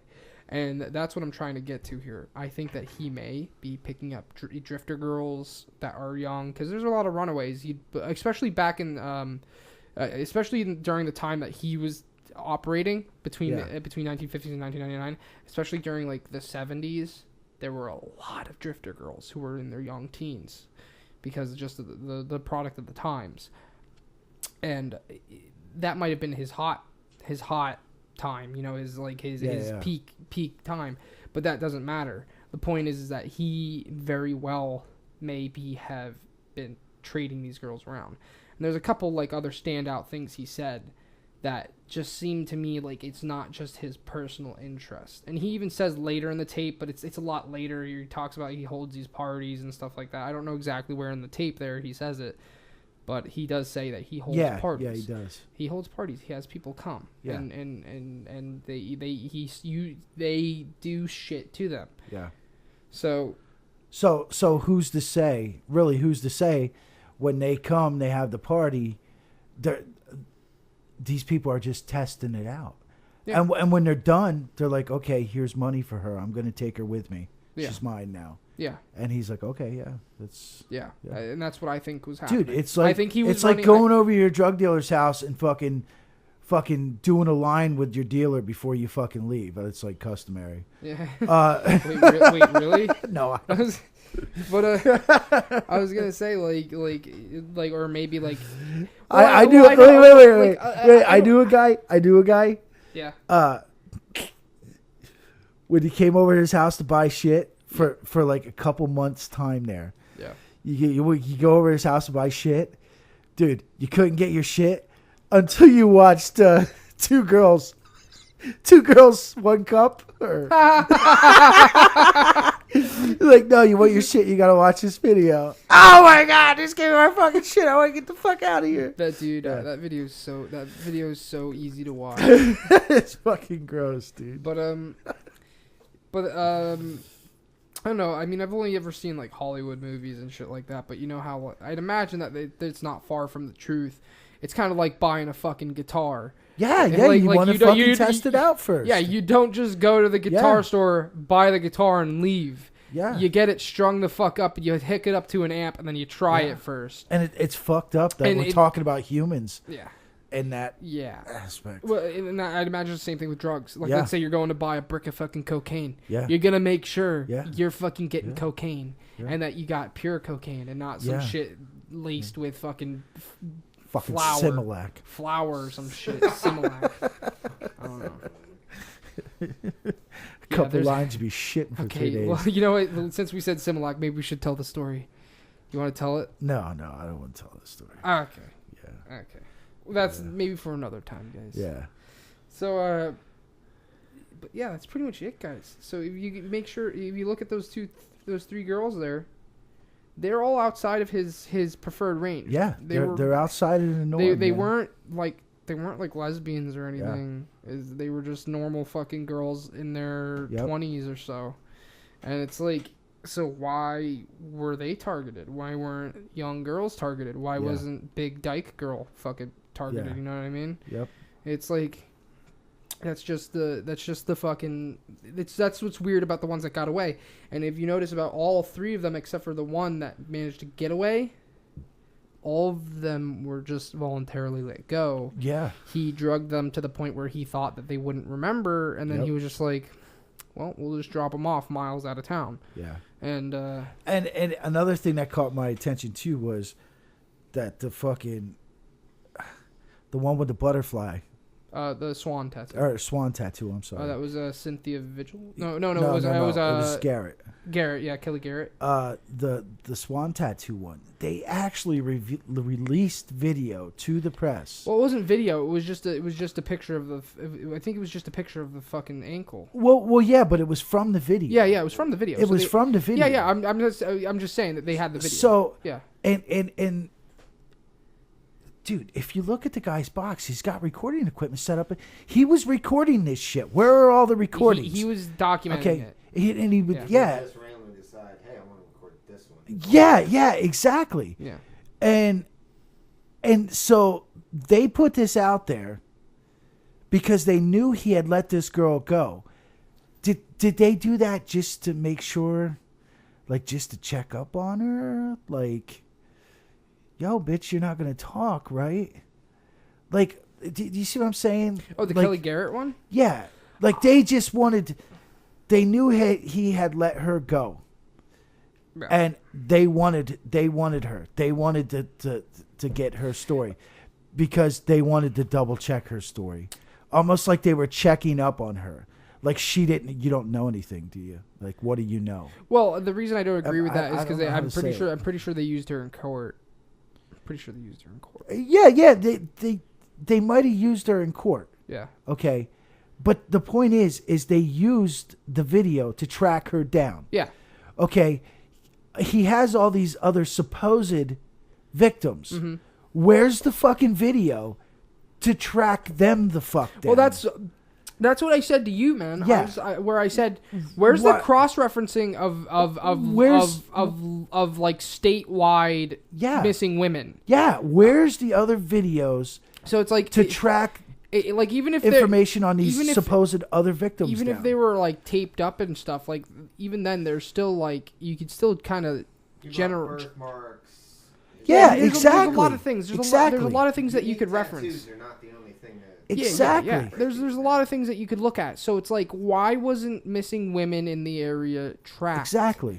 Or not even just area, statewide. Why weren't like, oh yeah, that girl in the next town over went missing, and she's still missing. So where is she at? Does she have anything to do with this guy? And that seemed to never have happened. No, it seems nothing. like it's like I said, the FBI came in, they did what they had to do, and they were like, okay, this is done. Yeah, we're done. They handled the 3 cases. That's under the bus. Yeah, that's it. That's it. And if you see the images of the toy box, okay, this is going to sound fucked up to people who've never seen the toy box, but there is basically an examining table in the center of the toy box, like you would see in a gyno office. It was like it had like leg raises and stuff. Yeah, it had what are they called? Stirrups. It had stirrups. The whole 9 yards. There was a fucking torture chamber. Okay, but you can see right above that table, his workbench, right above his workbench, like facing the victim from her crotch up is a fucking huge camera. Yeah, so you recorded everything. Okay. Yeah. So where the fuck are those fucking videos? He kept them clearly. Where are those videos? Yeah. Well, we know that the videos were taken, and we know that the FBI took them. But there was no mention of what was on the videos, and there was there seems to have been no investigation. Yeah, exactly. There was no investigation about any of the missing women. Like you use the video to find Swan Girl. Yeah. Where's all the other videos to find all these other victims? Yeah, the only 3 you used are the ones that were clearly... So, like, basically my theory is that there's... Some of them may have been let go, and they just don't remember because they were brainwashed, essentially. Yeah. And then there may have been some that were put into, like, sex trafficking, which we know is an active business, black business kind of thing. I think that they took the 3 that may have remembered what happened, the one that got away and was caught by the police. Yeah. The one where they needed her to convict him, which was the girl with the swan tattoo, and the one that they didn't keep her for long enough. Yeah. It was Angelica Montano. Yeah. Where she wasn't kept for nearly long enough. So, and David Parker Ray just decided to let her go, and she never talked to the police because she had issues with the police apparently. But that has nothing to do with anything. But those were the only 3 that were relevant to the case at all. Yeah. Everything else was. It seems like everybody else, any of the other girls, which would have been on video because he was recording, and that they were just kind of dismissed. Who cares about that? We're just gonna brush that aside. We're gonna take these videos. Nobody's allowed to see them. We're not gonna cross-reference this by. But then there was also he had to have been recording these guests that he had, and now of course, maybe the guests were disguised. But still, there were guests there. Yeah. There were people there. So why isn't that being investigated? Yeah. Again, this stopped at David Parker Ray. And I don't know if for no reason. I don't know. I should have talked to you about this. I don't know if you found it. But, dude, he actually almost got off. I don't know if you know that. No. He actually almost got off because he actually had 2 trials, I believe. Mm-hmm. In the first trial, things got fucked up. The judge wouldn't allow the audio recording. Why? Because you mean the transaction? The thing he would play for the girls. The transcript, yeah. The judge wouldn't allow that in court. Why? Because the judge said there was no proof that he played that to all the girls or some shit like that. Yeah. So it couldn't be used in court. But what happened was that was an old judge. I think he was in his 60s. Yeah. He had a heart attack and died. Wow. So then a new judge came in. I think that, that just furthers my point. A younger judge came in. Because, again, I think that David Parker, because my theory was David Parker Ray, he was a local sex trafficker. I think he was involved with very powerful people. And I think that he got caught, and I think those powerful people realized that he fucked up, and that they needed to. Judge was gonna fucking let him go. Yeah, well, now just because David Parker Ray was clearly involved. Yeah, if you look into that, you can find it. Yeah. But yeah, that judge died of a heart attack, and then they brought in a younger judge. Yeah. And then that judge decided to let the audio. Yeah. Well, admissible in court. like I said, that plays into my own little theory there that they wanted David Parker Ray in jail so that they could get rid of him, because he fucked up and they didn't want him to say anything, so they wanted to be able to put him away, or at least somehow silence him. Whereas that judge, because technically, what you just said about that first judge, technically that would be the correct thing to do. That under. Like looking at because technically there is no proof that he did play that to all the women. Yeah. By technicality, so that judge wasn't necessarily wrong. Yeah. That judge, like, you can't use that if that's not certainly the case. Yeah. So like that may have not been. You never know if that tape was never used, and that's what the funny thing about court, and that's like what I remember about the Casey Anthony case, where like how they managed to get her out based on the evidence not being strong enough. Yeah, that was a fucked up deal too. Yeah, but that bitch killed that fucking kid. I remember. I watched that. She fucking killed that motherfucker. I watched that whole court case, and I remember being very impressed with her lawyers. Her lawyers were very good. Yeah, they were very smart. Dude, but she fucking killed that fucking kid.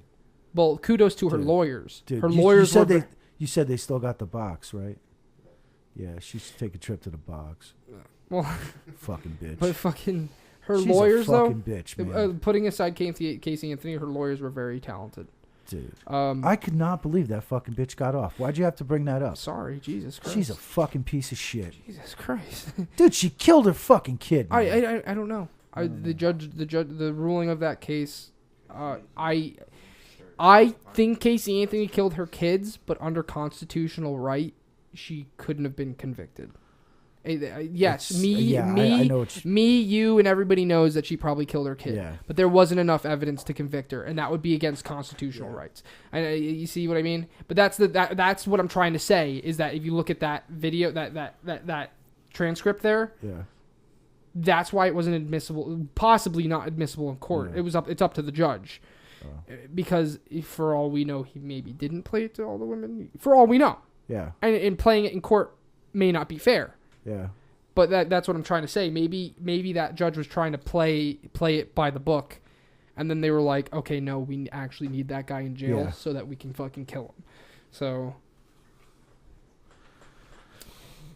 I don't know. The whole thing's really weird. If you're into the sex trafficking thing, definitely look into it, because the whole shebang is very weird. I found myself basically looking into this as a serial killer case. Like, I would usually handle this. By usually, I haven't done serial killers yet, but you'll notice. But the next time I do a serial killer... and I was worried because, like, I don't know shit about these serial killers. You know, I know the basics. Okay? Yeah. But then, and I was worried, so I was trying to listen to all this shit and read all this shit. And the more I was getting into it, I was like, wait a minute.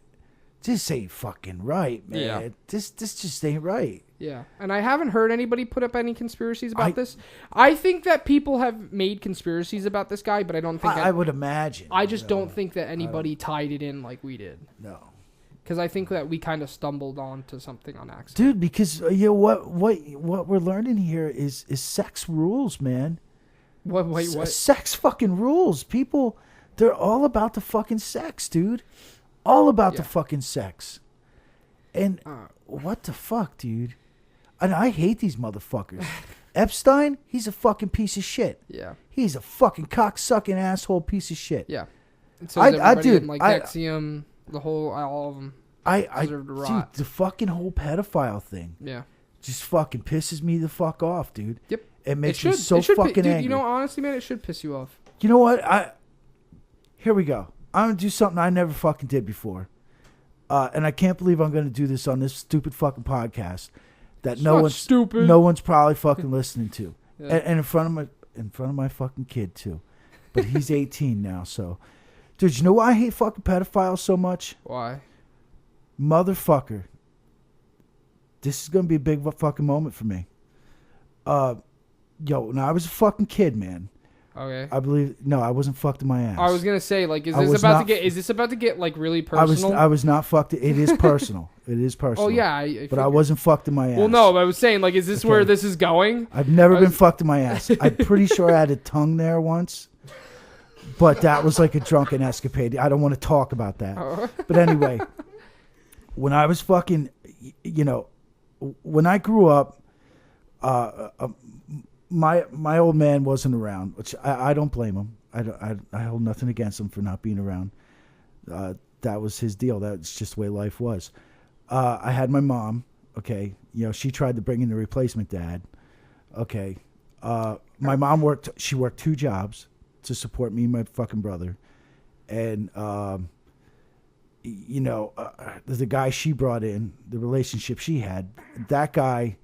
He worked like fucking swing shift. The guy was never fuck around. Yeah.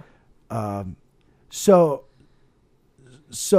my mom relied on a lot of babysitters. Okay. Yeah. All right. And me and my brother, we had this one fucking babysitter, and I can't even remember how old she was. I still remember her name. She's a fucking cunt. I'll never say her fucking name. That fucking bitch. She made me do freaky fucking shit to her. Okay, this is when I was like fucking 5. This is maybe when I was like. I remember you told me about this. Yeah, this is maybe when I was like 5, around 5, 6 years old. Yeah. Okay, and if I didn't do shit right, I got fucking beat. The fucking bitch beat me. Yeah. Okay. And yeah, I remember you telling me about this. Yeah, and it was not a good fucking experience. No, I don't imagine. And that's why I hate these fucking pedophile motherfuckers. Okay, well, and not only that, not only my self experience there. Okay, now my brother is 7 years older than me. Yeah. Okay, so that place that happened to, we moved away and we set up shop somewhere else, and where we moved, it was like a little community, and there was kids. There was a bunch of kids all over. Yeah. But most of them were around my brother's age, which was 7 years older than me. Okay, so at the time of that, you're talking like 13, 14-year-old kids, and then you had me. Yeah. Okay, and I remember the neighbor girls. I was just, so much shit was thrown at me when I was younger. I learned so much shit before I should have. Yeah. Okay. And like the neighbor girls, I remember the neighbor girls who were the same age as my brother and shit. Dude, they used to like fucking blow guys for rides. Yeah. Okay. Like one guy in particular. That hasn't changed. Like that. This guy was like in his 40s, man. Yeah. And he's making these fucking 13 and 14-year-olds fucking blow him for fucking rides, That's dude. Disgusting. Okay. And what that did, and I knew that was going on at such a young age. I knew what shit was. Yeah. And the way it made those girls. Yeah. And how those girls fucking acted. And, dude, it's just like a fucking sick fucking cycle. It happens to one fucking person. That person fucking puts it off on another person. Yeah. That person puts it off. And it's just this sick fucking cycle that just keeps fucking going. Like that guy who fucking did that, Gary. And I wish I could remember his last fucking name, that piece of shit. Yeah. Okay. I hope he's fucking dead. I hope he's dead. I hope he died a fucking horrible death. Yeah. For making those fucking girls blow him for fucking car rides. Yeah. Well, I mean, they're far too young. And then how that transcended on me then was that made those girls a certain way where, they were giving all the boys in the neighborhood titty shows and shit like that. Far too young. Far too young. Yeah. It's one thing to be young and experiment. It's another thing to be young and be forced. Yeah. And just have your life fucking tore up and fucking ruined. Because some guy had a fucking hard on. Or some chick was a fucking sick fuck. And that's why I hate fucking pedos and they should all fucking die. Well, you see, that's you have good personal reasons why right there. My reasons I don't like them is because on a purely justice level, man. Like, look at it like this. The innocence of a child and the mentality of a child, it's not right. It's not justifiable by any sense. No, because it's like you said, it can fuck someone up. It's before before a child's brain is even able to fucking process that and be able to even fucking they're able to process because kids can it's not like kids can't process, but they're processing too young. Yeah, and it's why guys like Ted Bundy, they say Ted Bundy may have been raped when he was a kid. They say may have. It's not confirmed for him. But like I'm trying to think of another one. I think John Wayne Gacy was sexually abused by his mother when he was young. Yeah. And it's like it clearly does something to the brain that's not right. It does. And it's not right. And it sucks because that kid, I was lucky. Yeah. I was able to mentally adjust, handle everything, and try to understand. Well, most everything. people do. And I went one direction, but most of the kids that happens to, dude, they go a completely different direction, and it fucking ruins. Yeah. It ruins their fucking lives. Yeah. Well, the one thing I'm glad to say about modern day society is that it seems that actually, in my opinion, happens less in a regular sense. I don't think you got that happening. And that's like that bitch with me. I think pedophilia. Like, seriously, I think you had to fuck with me. You're a woman. You couldn't go get some dick somewhere else. Yeah. What the fuck, dude? Well, because she was clearly fucked up in the head. Exactly. Yeah. You know why? Because it probably fucking happened to her. Yeah. Oh, you wonder? You think so? I don't know. I don't. Why the fuck else would she do it? Yeah. But think about it. She was a woman, and from what I remember, she was in her late teens, probably early 20s. You mean to tell me she couldn't get some fucking dick somewhere? She had to have a fucking. Was she like an ugly girl or something like that? Dude, I can't remember if she was fucking ugly. I mean, I know she wasn't a fat girl. So it's not like she couldn't have gone. Yeah, she could have got dick. So it was something in the head. It was something fucked up. Yeah, there was something fucked up there in the head because she was like a psycho. Yeah, dude. Yeah, that's fucked up. You see, like, and like I said, that's why I that's one thing I got to give to modern day society is that pedophilia is like a really, really, really looked down upon now. It's like ultra looked down upon. And I never talked to my fucking mother about that. Yeah. I'm glad she doesn't understand technology and listen to our fucking podcast. Well, I've never talked to her about it. 40 fucking years, I never talked to her about it. But you know what? Well, that's what I'm trying to say. It's like, for me, like a 17-year-old girl of a 17, and that's not that much younger than me. You know, I'm 22, so 17 is not that far younger than me. If a 17-year-old girl talked to me, I'd probably say no. That tried to flirt with me, I'd be like, no, I can't do this. Yeah, it's just, this is wrong. It's not. There's something not right about this. Yeah. It's like my from what society has imprinted onto me through my life is that, like, I don't really fuck around beyond my age. Like, the only time I go, like, change in age is if I'm going up. You know what I mean? Yeah. Like, if I were to fuck, like, a 50-year-old, and I think that's okay. You know what I mean? Like, it's like... And, you know, it's like my... And that's only because I'm an adult now. If I was, like, I don't know, maybe if I was in my teens, I might have been okay with that. I don't know. My experience isn't an uncommon thing. No. Because I've talked to three other guys. Yeah. That are my age or older. Yeah. Where the same thing had happened to them. Back in the day, that was just same thing. People were more, in my opinion, doing that more, and it was just more like, shh, we don't talk about it though. Yeah. It's like not you guys not talking about it, but like like that guy getting blowjobs from the girls. It was like, whatever. I'm just gonna make this teenage girl blow me. Whatever. Dude, that's so. I don't know, man. Make it's her so give her ride and then drop her off and don't say anything. It's so fucked up. And I remember back then when I was a kid like that. It was like. Yeah, we're at 1 hour and 54 minutes. Okay, all right. I'm just warning you. Yeah, dude. And back then when I was a kid and that was going on, it was like, yeah, whatever. I guess this is life. I guess this is how it works. Yeah.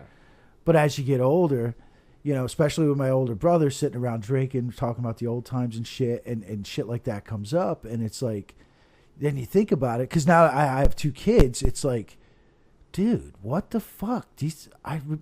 Those girls were only like 13 and 14. They were fucking blowing a 40-year-old man. Yeah. Well, for fucking car rides, dude. I mean, that's kind of shit. They could have used my bike, and I wouldn't ask for nothing. Yeah. You know? I mean, like... It's like, what the fuck, man? To put that into perspective, that still happens kind of every once in a while. Like, sometimes... I mean, like, you were going to PV. I'm talking to Jake's kid, little Jake here. They talk about the janitor. The janitor girl. The girl that was fucking the janitor. How old was she? She was 16. Wow. But they wanted to have, like, some type of relationship or something. Well, even then, that's still kind of fucked. And she was best friends with the janitor's daughter. Yeah.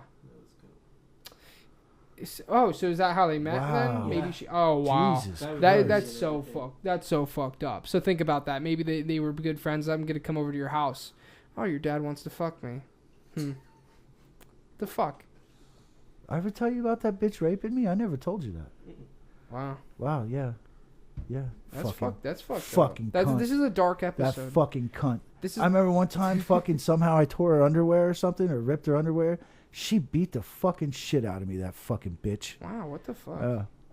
Fucking beat the shit out of me. That's fucked up. I never talked to my mom about it either. Yeah. Oh, I mean, even when I was younger. I remember not too long ago you told me about this. Even when I was younger, and as I got older, it was like, dude, I don't want to put that shit on. I don't want to put that shit on my mom. Well, why does she have to know now? She'll feel bad. She'll feel like she was responsible. Well, I'm surprised you feel all this shit. So I never fucking talked. I'm surprised you didn't tell someone on accident, because that's usually how that happens. No, I never fucking. I did up until the first person I ever told was my older brother, and that was but he kind of knew when we talked about it. He kind of knew something was going on. Did she ever make him do anything? No, but he. So it was something mentally fucked up. She was into little kids. Yeah, because he what brought. What the fuck, dude? That's fucked up. Yeah, why didn't she fuck him? He was older. So it wasn't just she wasn't just desperate. She was fucking. She was fucked up in the head. And I remember when I told him, he brought up something that apparently I didn't remember. He said one time, he's like, I remember one time, because we shared a bedroom. We had this really big bedroom at this house we lived at. We shared the bedroom. Yeah. And. Christ, he was there out doing whatever, and he's like, I remember I went up in there and I kicked the fucking door open. He's like, our bedroom door was fucking locked, and I kicked the fucking door open, and he's like, that's when I seen you and her in your fucking bed. Yeah. And I'm like, holy shit. I'm like, I didn't even know that. Wow. Like, I had no clue. That was something I blocked out, apparently. Yeah. I don't fucking know. Well, no, you said you were like 5. I don't remember anything from when I was 5. So, I think that's just normal. Well, I mean, like, you seem to turn out not half bad, man. I mean, like, it's not like you're No, I'm pretty fucking retarded, but... Well, no, I don't think it's because of that, though. You know what I mean? Yeah. You know what I mean? I don't think you're, like, fucked up in the head or nothing. No, I don't think so. Like, I don't think you're out doing nothing crazy. So no. Maybe you're killing people. I don't know. Dude, I don't have the fucking time, dude. I don't have the fucking time. I don't have the time. I gotta in a fucking hour. I gotta get ready for work. Yeah. So. Shit. Yeah. I guess we're almost at 2 hours here. So I guess we gotta close it out. This was a dark episode at the end here. Holy shit.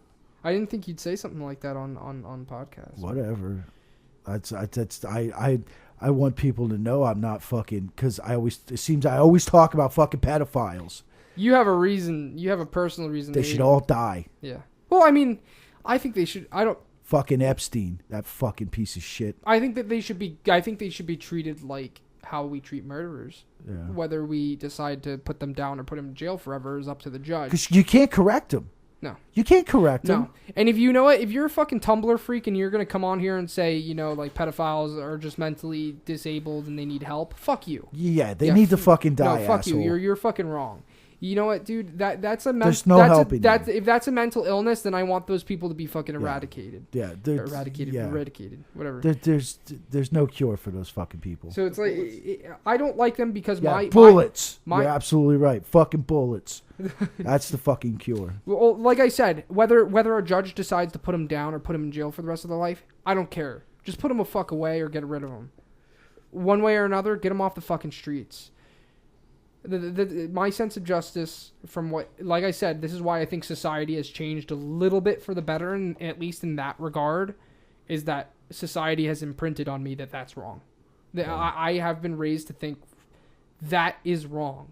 And I will not go far. If a girl is not at least 18 now, and if I get older, like if I'm 30, I wouldn't feel good about dating an 18-year-old myself. I don't know. That's just me though. So. All right. But I don't know. So I guess we gotta do the Twitters, Facebook. Do you actually have it fucking written down this time? No, I don't. I don't have my notebook. I told you I memorized all the David Parker Ray stuff for the most part. So okay. So our Twitter handle for the podcast is @DrinkinATheory. Is it, fuck. You know what? Mike's got it. Mike's got it. Jake, thanks for sitting in. You didn't talk too much. You should write a note with and put all your information down, like your Twitter. I said that last week. Yeah. Well, okay, so the podcast. I just told my kid I was raped by my babysitter. And welcome to the podcast, guys, where we laugh at something like that. So what the fuck are you gonna do? What are you gonna do? Yeah, so the Drinking a Theory podcast is just @DrinkinATheory, no spaces. Our Instagram is drink_and_a_theory_podcast. Yeah, I don't know how to use that. Yeah, we don't know how to use most of our social media. Our Facebook is just Drinking a Theory podcast or whatever. You'll find it. It has the same icon as everything else. My personal Twitter is @JimmyBonesMyGuy. It has a picture of Gondola there. New one? What? Yeah, that's my new one. That's my PC one where I'm not posting. Thanks to Tom Arnold, fucking piece of shit. Yeah, you forgot to say that. Yeah, you're gonna say fuck you, Tom Arnold. Fuck you, Tom Arnold. Last podcast, did Jake Tapper block us yet? Oh yeah. Yeah, he did. Okay, I mentioned it already. Fuck you, Jake Tapper. Yeah, Jake Tapper blocked us on Guy Twitter. can't take a fucking joke. Yeah, fucking loser. You ever listen to this, Jake Tapper? Fucking mockingbird piece of shit. Come and sit in on the podcast with us, man. Yeah. We'll beat the fuck out of you. Fucking asshole. Yeah. And Jake Tapper, I liked that news article that time. It was it was in a Washington paper. Your wife was interviewed, and she said her favorite place to eat in D.C. was Comet Ping Pong Pizza. Yeah. Nice. Fuck you. Well, is that all the social? I mean, oh yeah, we're on Stitcher. Yeah, Stitcher. We're on Stitcher. Don't even know what the fuck that is. We're on Stitcher. We're on iTunes. We're on SoundCloud. What else are we on? Is that it? Those are the three main things. And I just want to thank everyone who listened to our Nexium one. Yeah. Hope it didn't fucking bore you too bad. Oh yeah, we have a YouTube channel where we post some highlights. Yeah, I've been slacking on that. No, it's good, man. I've been slacking too on that. I gotta fucking do that. I gotta do that. I gotta just sit down and fucking do it. Yeah, you gotta put all our episodes up there. Yeah. Well, eventually, because we got like 4 people that follow us. But if you're looking for, why did I just type YouTube into the YouTube bar? 4 people are gonna be like, "Wow, Jake had his bunghole licked." Jesus Christ. But hold on, it's loading. That's nothing. Maybe one day I'll tell you how I took my own load in my eye. Ew. Yeah, fucked up story there. So yeah, it's called Drinking a Theory podcast for the YouTube. We have our highlights there, and then we got links in the description for the SoundCloud. Yeah, that's why you wear glasses. And that's about everything, guys. I think I just covered everything. So we got YouTube. Yeah, I haven't lived until a chick farted in your face. Too, Ew, that's fucking disgusting. Yeah, I know, dude. I'll fucking punch her right in the asshole, bro. Fucking traumatized by that one. I'll fucking 1-2 buckle my shoe right in her butthole. All right, guys. I just mentioned everything for the podcast. I mean, I'm fucking disgusted. I can't believe I gotta fucking get ready for work, man. Yeah, dude, that's who the fuck works on a Sunday night? Dude, am I coming over tomorrow for the car? Oh yeah, the weather's supposed to. What's the weather supposed to be like? I don't know. Well, why don't we talk about that after we're done? Yeah. All right, man. I gotta. Yeah. Do car work shit. But.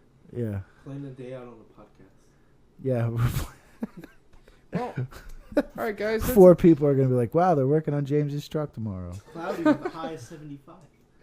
Oh yeah. That's not bad. Yeah, only 75. Fuck yeah. At least it's not gonna be hot as balls. Oh yeah, I'm off tomorrow night. That's right, because I'm working tonight. That's what I'm saying. But yeah. Okay. I guess that's everything, guys. We had a dark episode towards the end of there. Hey, it's fucking no. It's okay, man. It's whatever. If you're okay with talking about it, that's fine. I don't give a fucking shit. Yeah. All right. What the fuck, man? Happy Memorial Day. I told you this would be a good outlet to share our fucking personal stories. Jesus Christ, wow. That's nothing. I didn't even rip out my fucking autobiography yet. Yeah, we're gonna be writing that maybe. Mine's done. Mine's downstairs. You want it? You have an autobiography? Oh yeah, that's right. You keep, you told me you keep like a record. Up to a point. Yeah, up to a point. But Yeah. that relationship's dead now too, so I can write about that one. Yeah. Well, oh, man. my autobiography would be short because my life's been really boring. I was never touched as a kid, and I never. You never had a tongue in your bung? Nope. I've never had any. I live a particularly crazy high school life. I mean, I did some bad shit in high school, but like, I never got caught, so it was never like a crazy big deal. You know what I mean? Like I just lived a life where my mom thought I was a normal boy, and she was right for like half of it. Okay. We gotta wrap this. Oh, one more thing. Remember that dude Bry I was talking about who didn't like our Facebook thing and why that guy? because I breathed. Yeah. I just want to say he recently posted pictures on his Facebook of his son's prom. Yeah. And I didn't like one picture. Wow. Matter of fact, if I could have said I don't like these pictures, maybe your son shouldn't have wore that suit. I don't like the suit. If you change the suit, I'll like the pictures. Yeah. So I just camera was too close. I just want to throw that out. All right, man. I'm done. I'm good. Yeah, that was Drinking a Theory, guys. Go ahead and check us out next week. We don't know what our topic is. Wait, yeah. Oh, wait, yeah, we do. You know what your topic is? You're fucking right. We know what the topic is. We got it right.